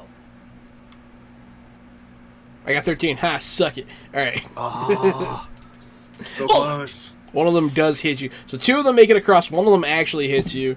But I only get to roll 2 dice. So take 8 minus your armor. 8 minus, so 4. Yeah. So you're still pretty good. Yeah, you engage these guys pretty steadily, Not tripping. pretty well. Yeah, you're not tripping. You see the Inquisitor kind of walk in towards his ship now. Can I retaliate? Can I attack now, or do Yeah, we you can do make an the attack now. Attack mode for that. Okay. Well, then I'm going to attack him by making a fight check. Ha! You got stunts. Ooh, Nice. you get stunned. And I spent all 4 last time, so I just have the 4. But that's okay. They don't carry over. combat stunts. Or 36. they don't. 36. Thank you. It would be really cool if all the stunts were next to each other. They are in every other book. Cool. Yeah, this is really weird that they're on 36 and 78 or whatever. That's odd choice Yeah. there, fellas. It's annoying. And like, They learned their lesson. They did. Okay, good. Yeah. I mean, you know what? They did a good job. So yeah, Um, stun I point. don't So think- this is your chance to do weird stuff like disarming and knocking prone. Knocking prone does can be like pushing people. You can also Push them off the boat or you something. could use knock prone and knock them off the boat. You can also weaken their Actually, armor. heck, you have because you have 4 points, you could knock these. You could skirmish at least the guy you're hitting, at least 2 yards back, Yes, which is probably Okay. off the boat. Literally 2 yards away. Wait, where's skirmish? skirmish. Top. Yeah, Oh, it's For- the first one. It's the first one. And If there's you want to two. get- There's 2 Yeah. guys here yeah. on the boat. Yeah, then push. But then I can only. Okay, yeah. Then I push them off. Yeah. Push So both you of them can off. use skirmish to push one of them off, and then use your remaining 3 points to do lightning attack. I was So gonna lightning do attack, lightning yeah. attack. So that I could. Okay, so I pushed one of them off, and then I'm gonna roll. Another damage attack. twice, No, another attack or another attack. Another attack. against the other target. Yeah. It's one of the few times you're allowed to attack multiple times in a turn. You cannot generate stun Oh. points on a lightning attack. You can't, Oh, but okay, you okay, definitely okay. hit. So go ahead and give me that damage. Give you damage. So I'm gonna do 1d6 plus. Do it, do it, do it. Do it. Yeah. So 2 plus 2 is 4, and then plus 1 for deal wielding is 5, right? That's 1 attack. Mm-hmm. Yeah, and then do the other one. No, that is it. I thought lightning attack. I hit him twice. No, this is your second attack. This is a lightning. The first attack, I pushed the one guy off the boat. That's an attack. Yes. Yeah. Got it. I mean, you still did damage to him. You also stabbed him, but I felt like it was a moot point. Because he's gone. Because he's off. Yeah, he's off the thing. Yeah. Okay, he's you not a stabbed problem. him first, so he's bleeding in the water a little bit. But yeah, this guy he's got gonna be stabbed Okay. for 5. Yeah. All right. His armor absorbs most of it, but you still. These guys aren't as tough as the other ones.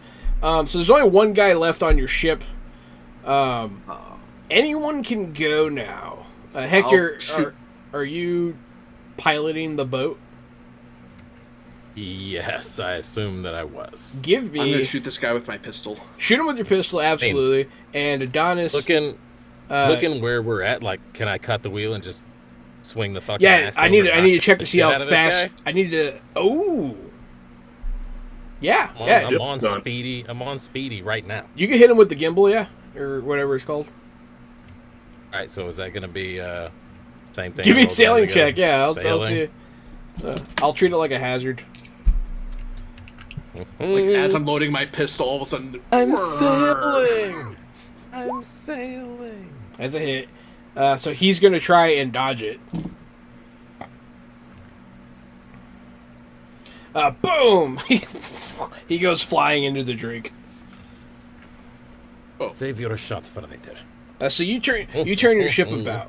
Your ship's much smaller than their ship, so you're able to get out of the dock a lot faster. They have a very large ship, so you kind of get a bit free and clear. As you're leaving, the clouds start to open up and it starts to rain. Lovely day for some rain. But yeah, so you guys are out in the sea now. For those of you new to this, you have arrived in the sea. I've never been Thank to you, the Thomas. basin before. This is my first time on water bigger than a lake. Can everybody swim? Can orcs swim? Is that racist? Orcs Can I can be- swim. That's racist. I'm sorry. Just making sure. This is where Allow I'm me going. to introduce myself. I am Captain Hector Adonis. This is my first mate, Lawrence Fishburne. It's like he's Johnny Depp and I'm the girl who shat on his bed. Don't know what that I love means. It's my absolute pleasure to meet the both of you. My name is Solwyn of the Sun. I'm the third son of the Sun Emperor, actually, and that's why I'm here. We have a problem. Are any of you in charge of the humans? I've been in charge of quite a few. Great, you're just the man I'm looking to talk to. So, the Sun Emperor has been put into an eternal slumber. I think we need to get an army together and storm the realm. You see, my brother has come. He's been gone for decades. He's made all sorts of dark pacts with all sorts of demons and other things, shadow monsters. Allow me to just stop you there. Unfortunately, I've fallen out of favor recently with all the different people. Well, you know, perhaps Lawrence can take it from here. Alright, mate. Well, it sounds like you're gonna want to talk to some kind of low-level duke or minister of some kind of township. No, Get but Law, yourself. but Law here promised me that she would take me to speak with the whoever's in charge of the light. I see the misunderstanding. I am Well, I just said- your ride to that place. A chauffeur, as it were. Well, great. I'm looking forward to the trip, I suppose. It's my pleasure to have made your acquaintance. Is there somewhere we can bathe around here? Absolutely. You may find the finest accommodations below deck. Hope they are to your liking. Look Please below deck, let me know if they're not. which is like 3 feet away, and it's just one bucket. It's just a dripping, moldy, rusty bucket down But there. I'll take the bucket and throw like that water out and then wipe it out with my shirt and put it back down.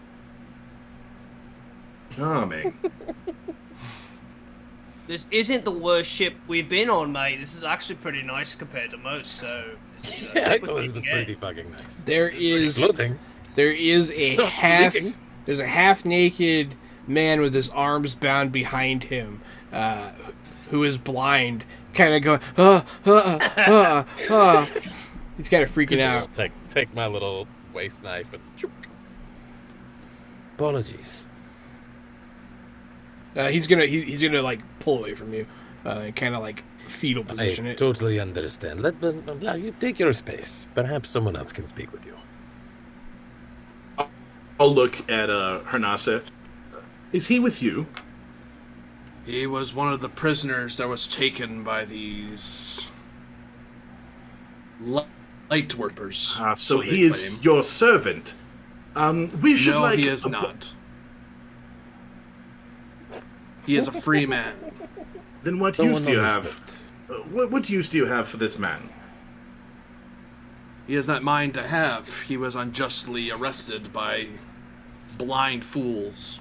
Blinder than he. Well, look, if we're going for the bright people, maybe this guy knows what's up. A blind, a no looky, no eyes. What's your deal? Why were you arrested? Let's not call the blind guy looky no eyes. But he's gonna. What is your name? He's gonna point at Fishborn. No, this is start a screaming. language issue. English is not his first language. Fish people is his first language. The problem here is not one of hate or bigotry, just a simple linguistics misunderstanding. That's a slip up. Yeah, he's gonna point at the fish person and start screaming. And then he's gonna run away towards the front of the ship. I'm gonna grab hold of him because I'm scared he's gonna run himself He off. very well could have run off the ship. Yeah. I'm going to cast on this fool. Yeah. I'm going to cast empathy. Okay. Ray of Death. Ray of Death. And we're fighting now. No. I can physically sense the emotions of others and know the feelings and mood of the subject. Gives me a +2 on communication with him. So I'm gonna try to connect with him magically and chill him the fuck out. Yeah, do that, and then give me a communication check with a +2. Did the spell fire? It did. And you get a magic stunt point. You have one.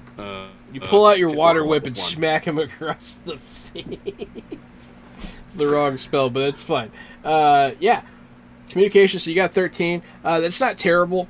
What are you saying to him? I'm just... Can do it with one. We've all had a long day. Simply take a breath and rest. Speak to us when you are ready. Thank you. He'll manage to utter. I'm gonna guide you to the mast. I'll bring It's him over a this cup way. of water or whatever from whatever water barrel we've got. Ah! No, I'm just kidding. He'll drink the water. Is there anywhere we can take you? Anyone you are looking for? No. I can't remember. It's okay. So long ago. How are you at following orders? Simple things like bring me a drink or put food on this tray and bring it back to where you hear our voices. Now is not the time, Solvin. That's not quite how it works around here. Well, there's no one looking for him. I just thought we could give him purpose. Perhaps his purpose is greater than yours. Well, yes, to serve us would be a great purpose indeed. Where do you hail from, man? Are you talking to the blind guy? Yeah. You have a name, friend. Yeah, I guess I should give him a name. I wasn't expecting to have to. Stephen Wondrous. No. No. Even the wondrous. No. Adding a the doesn't lessen it. Yeah, I don't think. Was looky no eyes totally out of the equation? Is that Yes. not okay? Yes, That's it what- was. That's Totally what out of fish the speak is equation. for blind. It's pronounced Loki. Loki. We shall. I'll just name him. My goodness. I'm gonna give him a pretty normal name. I'm gonna name him James. Hawkeye. Walter. Wait, so you created an NPC that was a blind prisoner tied up and screaming, and you didn't expect us to want to interact with him? I didn't expect you to save him. No. To save his life and carries with him forever. I thought he was just gonna run away and get lost in the crowd. You're with us now, Todd. Oh, now we got a hostage. But did Vampire throw out a name? Did He he? does. Did they? Yeah. Well, Vampire named our ship. Did they? B. Traveling Yeah. Man? John B. No, John B. It's a Beach Boys song. Okay. Luke John B. Well, I listen to good music, so. Ooh. Hashtag It's on shade. It's on Pet Sounds. Excuse me. Brian Wilson, that sounds like one of the best produced things ever made. His name is Walter. He's an older gentleman, it's hard to say, but about 50. Gray hair, unkept gray beard. Walter. You can see his ribs, his stomach's a little descended. He's definitely malnourished, probably dehydrated, and very obviously, judging by like his arms and legs, abused, beaten, that kind of thing. He's the downtrodden, represented in one person, pretty much. We have all been there. I believe everyone on this boat has been there at one time. I'm like look at Soul and like hold my finger up just so he doesn't say some shit. But yeah, so Walter is going to go and rest. No quest from Walter? Let's throw him overboard. Yeah. But yeah, That was a waste of time. Loot. What if we accidentally picked up like a wandering god, like dressed in rags, and he's actually like on the. If he's dressed in yellow, we're all dead. Just calling it now. True. Blue hat. I have not. Boots. Boots are I yellow. will thank all of you for helping me. And out of propriety, I will tell you that I am Hernasa of the Nagami tribe. Yeah, you guys could all introduce yourselves to each other. Yes, it is nice to meet you, Hernasa. I am for your all, if you haven't recognized by the robes, I am a cleric of Washalia. Of course, we've had to go underground since the followers of the Bright Lord decided to start trying to stamp us out with their fist. Hey, so you're a cleric of the goddess of beauty. Could you put some eyebrows on that orc over there? He got his hair burned off his face, and it's really freaking me out. I touch like, what? Oh. Oh, there's no need. We all carry a spark of Washalia's beauty.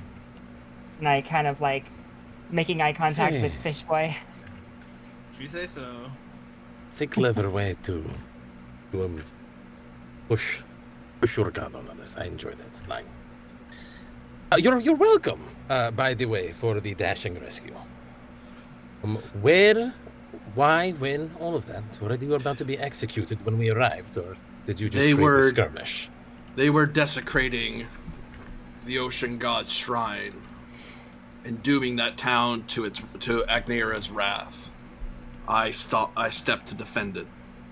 And instead of rushing to the aid of their god who's watched over them for ages and impenetrable, they stand and watched as I was assaulted.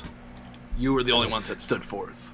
If you are one who believes in omens, then you're stepping up to the goddess of the sea statue to protect it and then being rescued by a fishman and sent on a completely different path. Well, perhaps this is something. This is all very interesting.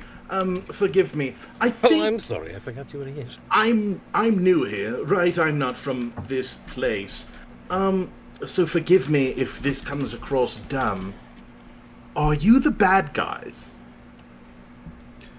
Well, you see here, morality is a very complex term, and there's actually more of a world of grey more than black and white, and everything kind of lies in between. Inherently, is man evil? That's a question we've been asking for a long time. Where are you from exactly? The Fey Court, the Summer Court. Here's what I mean. They're called the Lightbringers. You're being arrested. You're criminals, and they bring the light, so it seems like maybe you're the bad guys. I mean, perhaps you got on the wrong ship. That's what that's right. And like I said, I'm new here, so if I'm on the wrong ship, if you just drop me back off at the docks... Oh, well, the ship doesn't turn Allow me around. to clarify. Well, the ship's not turning around, absolutely. But also, I don't think that the Bright Lord is as bright as they claim. we who follow Washalia would tend to the wounded and the needy and those who are downtrodden, such as our friend Walter here. And the followers of the Bright Lord still found it worthy of their cause and power to force us out of our temples and to hide our chakras of light and our means of channeling Washalia's beauty and power. I cannot say that the ones who dare tear down the statue of Agnira as well actually follow any brightness at all. And I suspect something terrible. And this is a time where the gods must band together. Faborn. So we might be the good guys. Faborn, I would say to you that they did not recognize your enchanted and vaunted figure. People have forgotten old ways here, or they would have recognized you for what you were and not attacked you. I've always read that humans can be a bit quick to respond, having such short lives and all. You make rash decisions, and I've seen more spells cast in the last hour than I have in the past year, so I'm not surprised at all. Someone calling them rash who lives forever is out of touch, it seems. We have to do them in a shorter amount of time because that's all we have. Don't take for granted your immortal life. Perhaps listen to my philosopher friend Lawrence and enjoy the ride till we get you to Need, where we go. Oh, there once was a wench, and she had such a stench, and we had to sit her down on a rusty bench. It was wet, it was wet, it was wet, it was wet. And I just sing sea shanties into the night.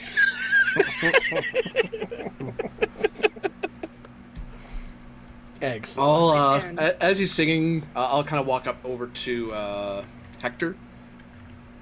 And I lean close because I'm trying not to yell over the singing because we're on a boat. We're gonna be on the sea for a bit. And I ask, where exactly are you pointing this boat? I was hoping one of you had a suggestion. I have traveled by land some degree into the stars, which may still apply here, but I could try to point us toward Torrance. I can tell you why we are going where we are going currently. It is the fastest wind on the edge of this storm that they do not plan on going through. So regardless of where we plan on going, we're going to hang out on the edge of this to hide for just a little bit. Oh, I nod. No. Well, if we're going to be sitting still we have a destination, we will head on. Well, we're not sitting still. We'll be moving, but moving around the storm. If we're making suggestions on destinations, I should like to see the Lord of Humans immediately. Oh, we'll put that at the top of the list. I think we would all like to meet the Lord of the Humans. Great. Turns out we have many. They do not recognize a singular one. Well, isn't there a king? There is a king. Of these lands? I look to our cleric friend, and I like shrugging, like, because this is obviously an orc who's like, I don't know how humans work. Are there not many kings? So in the kingdom that you're in currently, there is one. There's a new king. The original one. Well, you're pirates. You might not know. The king just died. I'm certain that Aaron's character knows this. And Yes. his son took the reins and gave power to the followers of the Bright Lord because it was his faith. And that's why everything's been kind of going on. But yeah, so there is a king. He's a brand new king. And the kingdom capital is in Greystone. New king, you say? Looking at Belor. I didn't vote for him. I don't think we get that luxury. Do you have any suggestions on where we travel to? Do you have a safe haven, a destination? Would I actually have a safe haven to go to? You do know Maybe places, like an underground temple? because your people have already been forced kind of underground very quickly. You started helping people get to safe places. So yeah, your best bet. A city that hasn't really been touched by this yet is the one that Corbinian suggested, Torrance, which is on the large island in the center of this sea. Have we ever been there? Possibly. If you so choose to have been there, that's fine. Yes. Of Yeah, course. me and Yeah, Lawrence have been there. Of course. So I'll just say, Of course. Been everywhere. what was I gonna say? Oh yeah, I know some places in Torrance that are not as bad as Greystone. We should be safe there. Is Torrance free of the kingdom's edict? Is Torrance free of the Kingdom's edict, or is it just not as bad? So Torrance is kind of under its own rule. It's A been free city. It's a free city. It's what do you call them? City state. Yep. Torrance is a city state. And so it has not come there yet. Is it like a criminal town? Is that Sounds like New Orleans, baby. I mean, That's what I'm saying. it is like New Orleans, but it's not it's not run by like a pirate king or anything. But it is a little bit freer. Well, we could do our Perfection. business freely there. That's why we. Perfection. We need to Yeah. been Pirates do go Made some there, people yes. angry. If that's what you're asking, yes, it is a pirate hangout. But also, honest people go there too. We know the way. We do. Great. Oh, I'm an Best as you old need. pirate. We will be there in however long it takes to get there. Yes. So you will. The storm's going to pick up. It's going to get a little rocky here. And I'm intentionally trying to stay right outside of that. Just to make it hard to Around get it. to us. Yeah. Makes sense. At some point in the night, you will notice the ship that's looking for you in the storm. But the storm is Lights, keeping everybody you down. We yeah. got a tiny ship. We ain't moving. The storm's keeping you nothing. concealed. You don't know. Maybe the ocean god really was mad. You're not sure. But when the storm clears, you see land. In the early dawn of the morning. Wake up and get us going where we need to go. Not messing with anybody, letting everyone just kind of settle in. It was a stressful day. Holy Balor. Yes. Could I ask? I am told or taught that your clerics lend your services of healing to the need. I would ask of you your services. And I hold out a collection of beads as payment. Which are worth about These are 15 very- copper. Okay. Yes, I say these are some very fine beads. Thank you. There is really no cost, but I appreciate it nonetheless. Your God helped save us. I cannot forsake your God's blessings. That is appreciated. And then how wounded are you, roughly? Not Deep very. wounds, light wounds? I'm lightly wounded. Okay. In that case, What did you? Yeah. yes. So I will. My morning star is sheathed, and otherwise I've been vulnerable. But I'll go ahead and pull out my chakra, and I'll actually hold it too, or over one of your wounds, and start incanting something in an unknown language, perhaps a dead language, and Skiddy heal- dap, skiddy dap, skiddy dap. and spend 2 points to heal you 2d6, presumably. Let me roll the thing.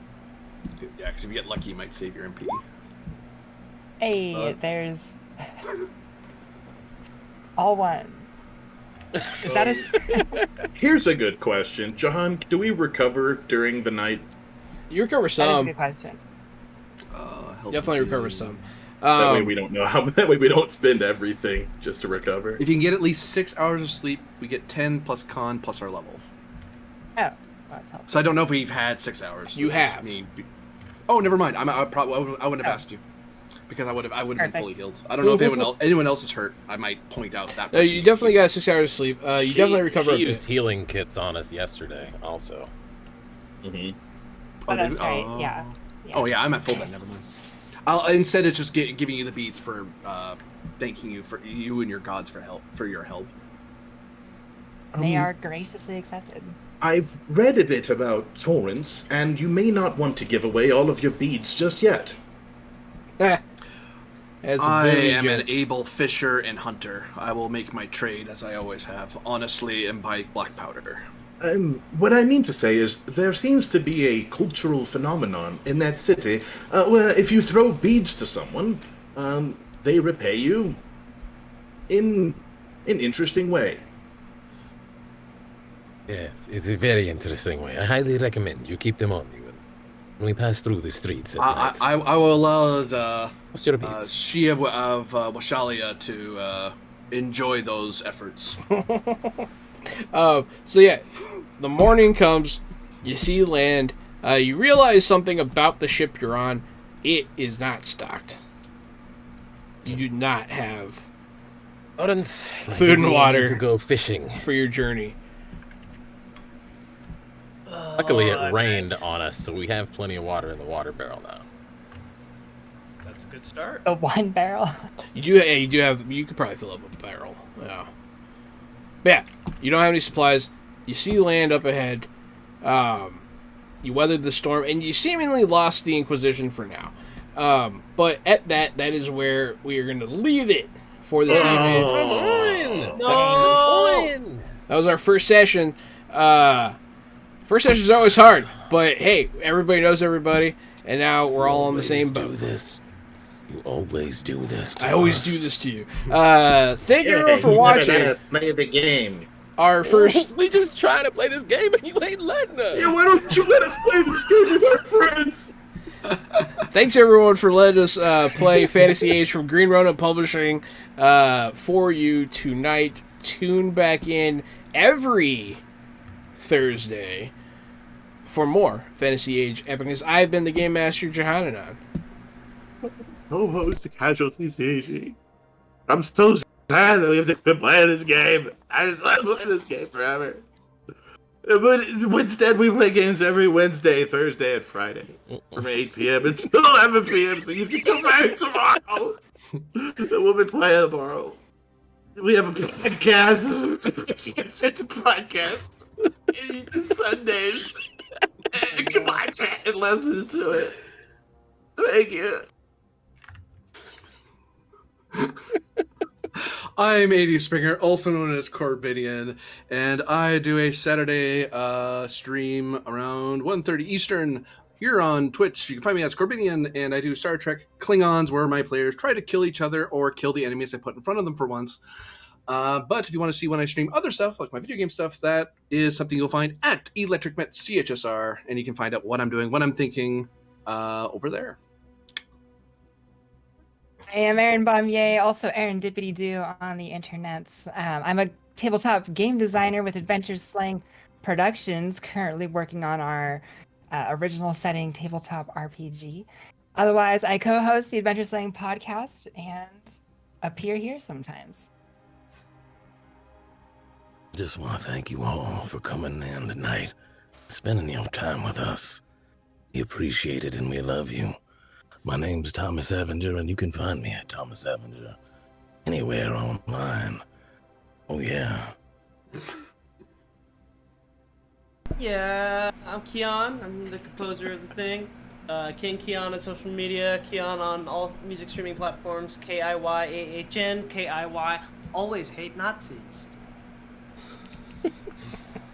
Thanks so much everyone for watching. Stay fresh.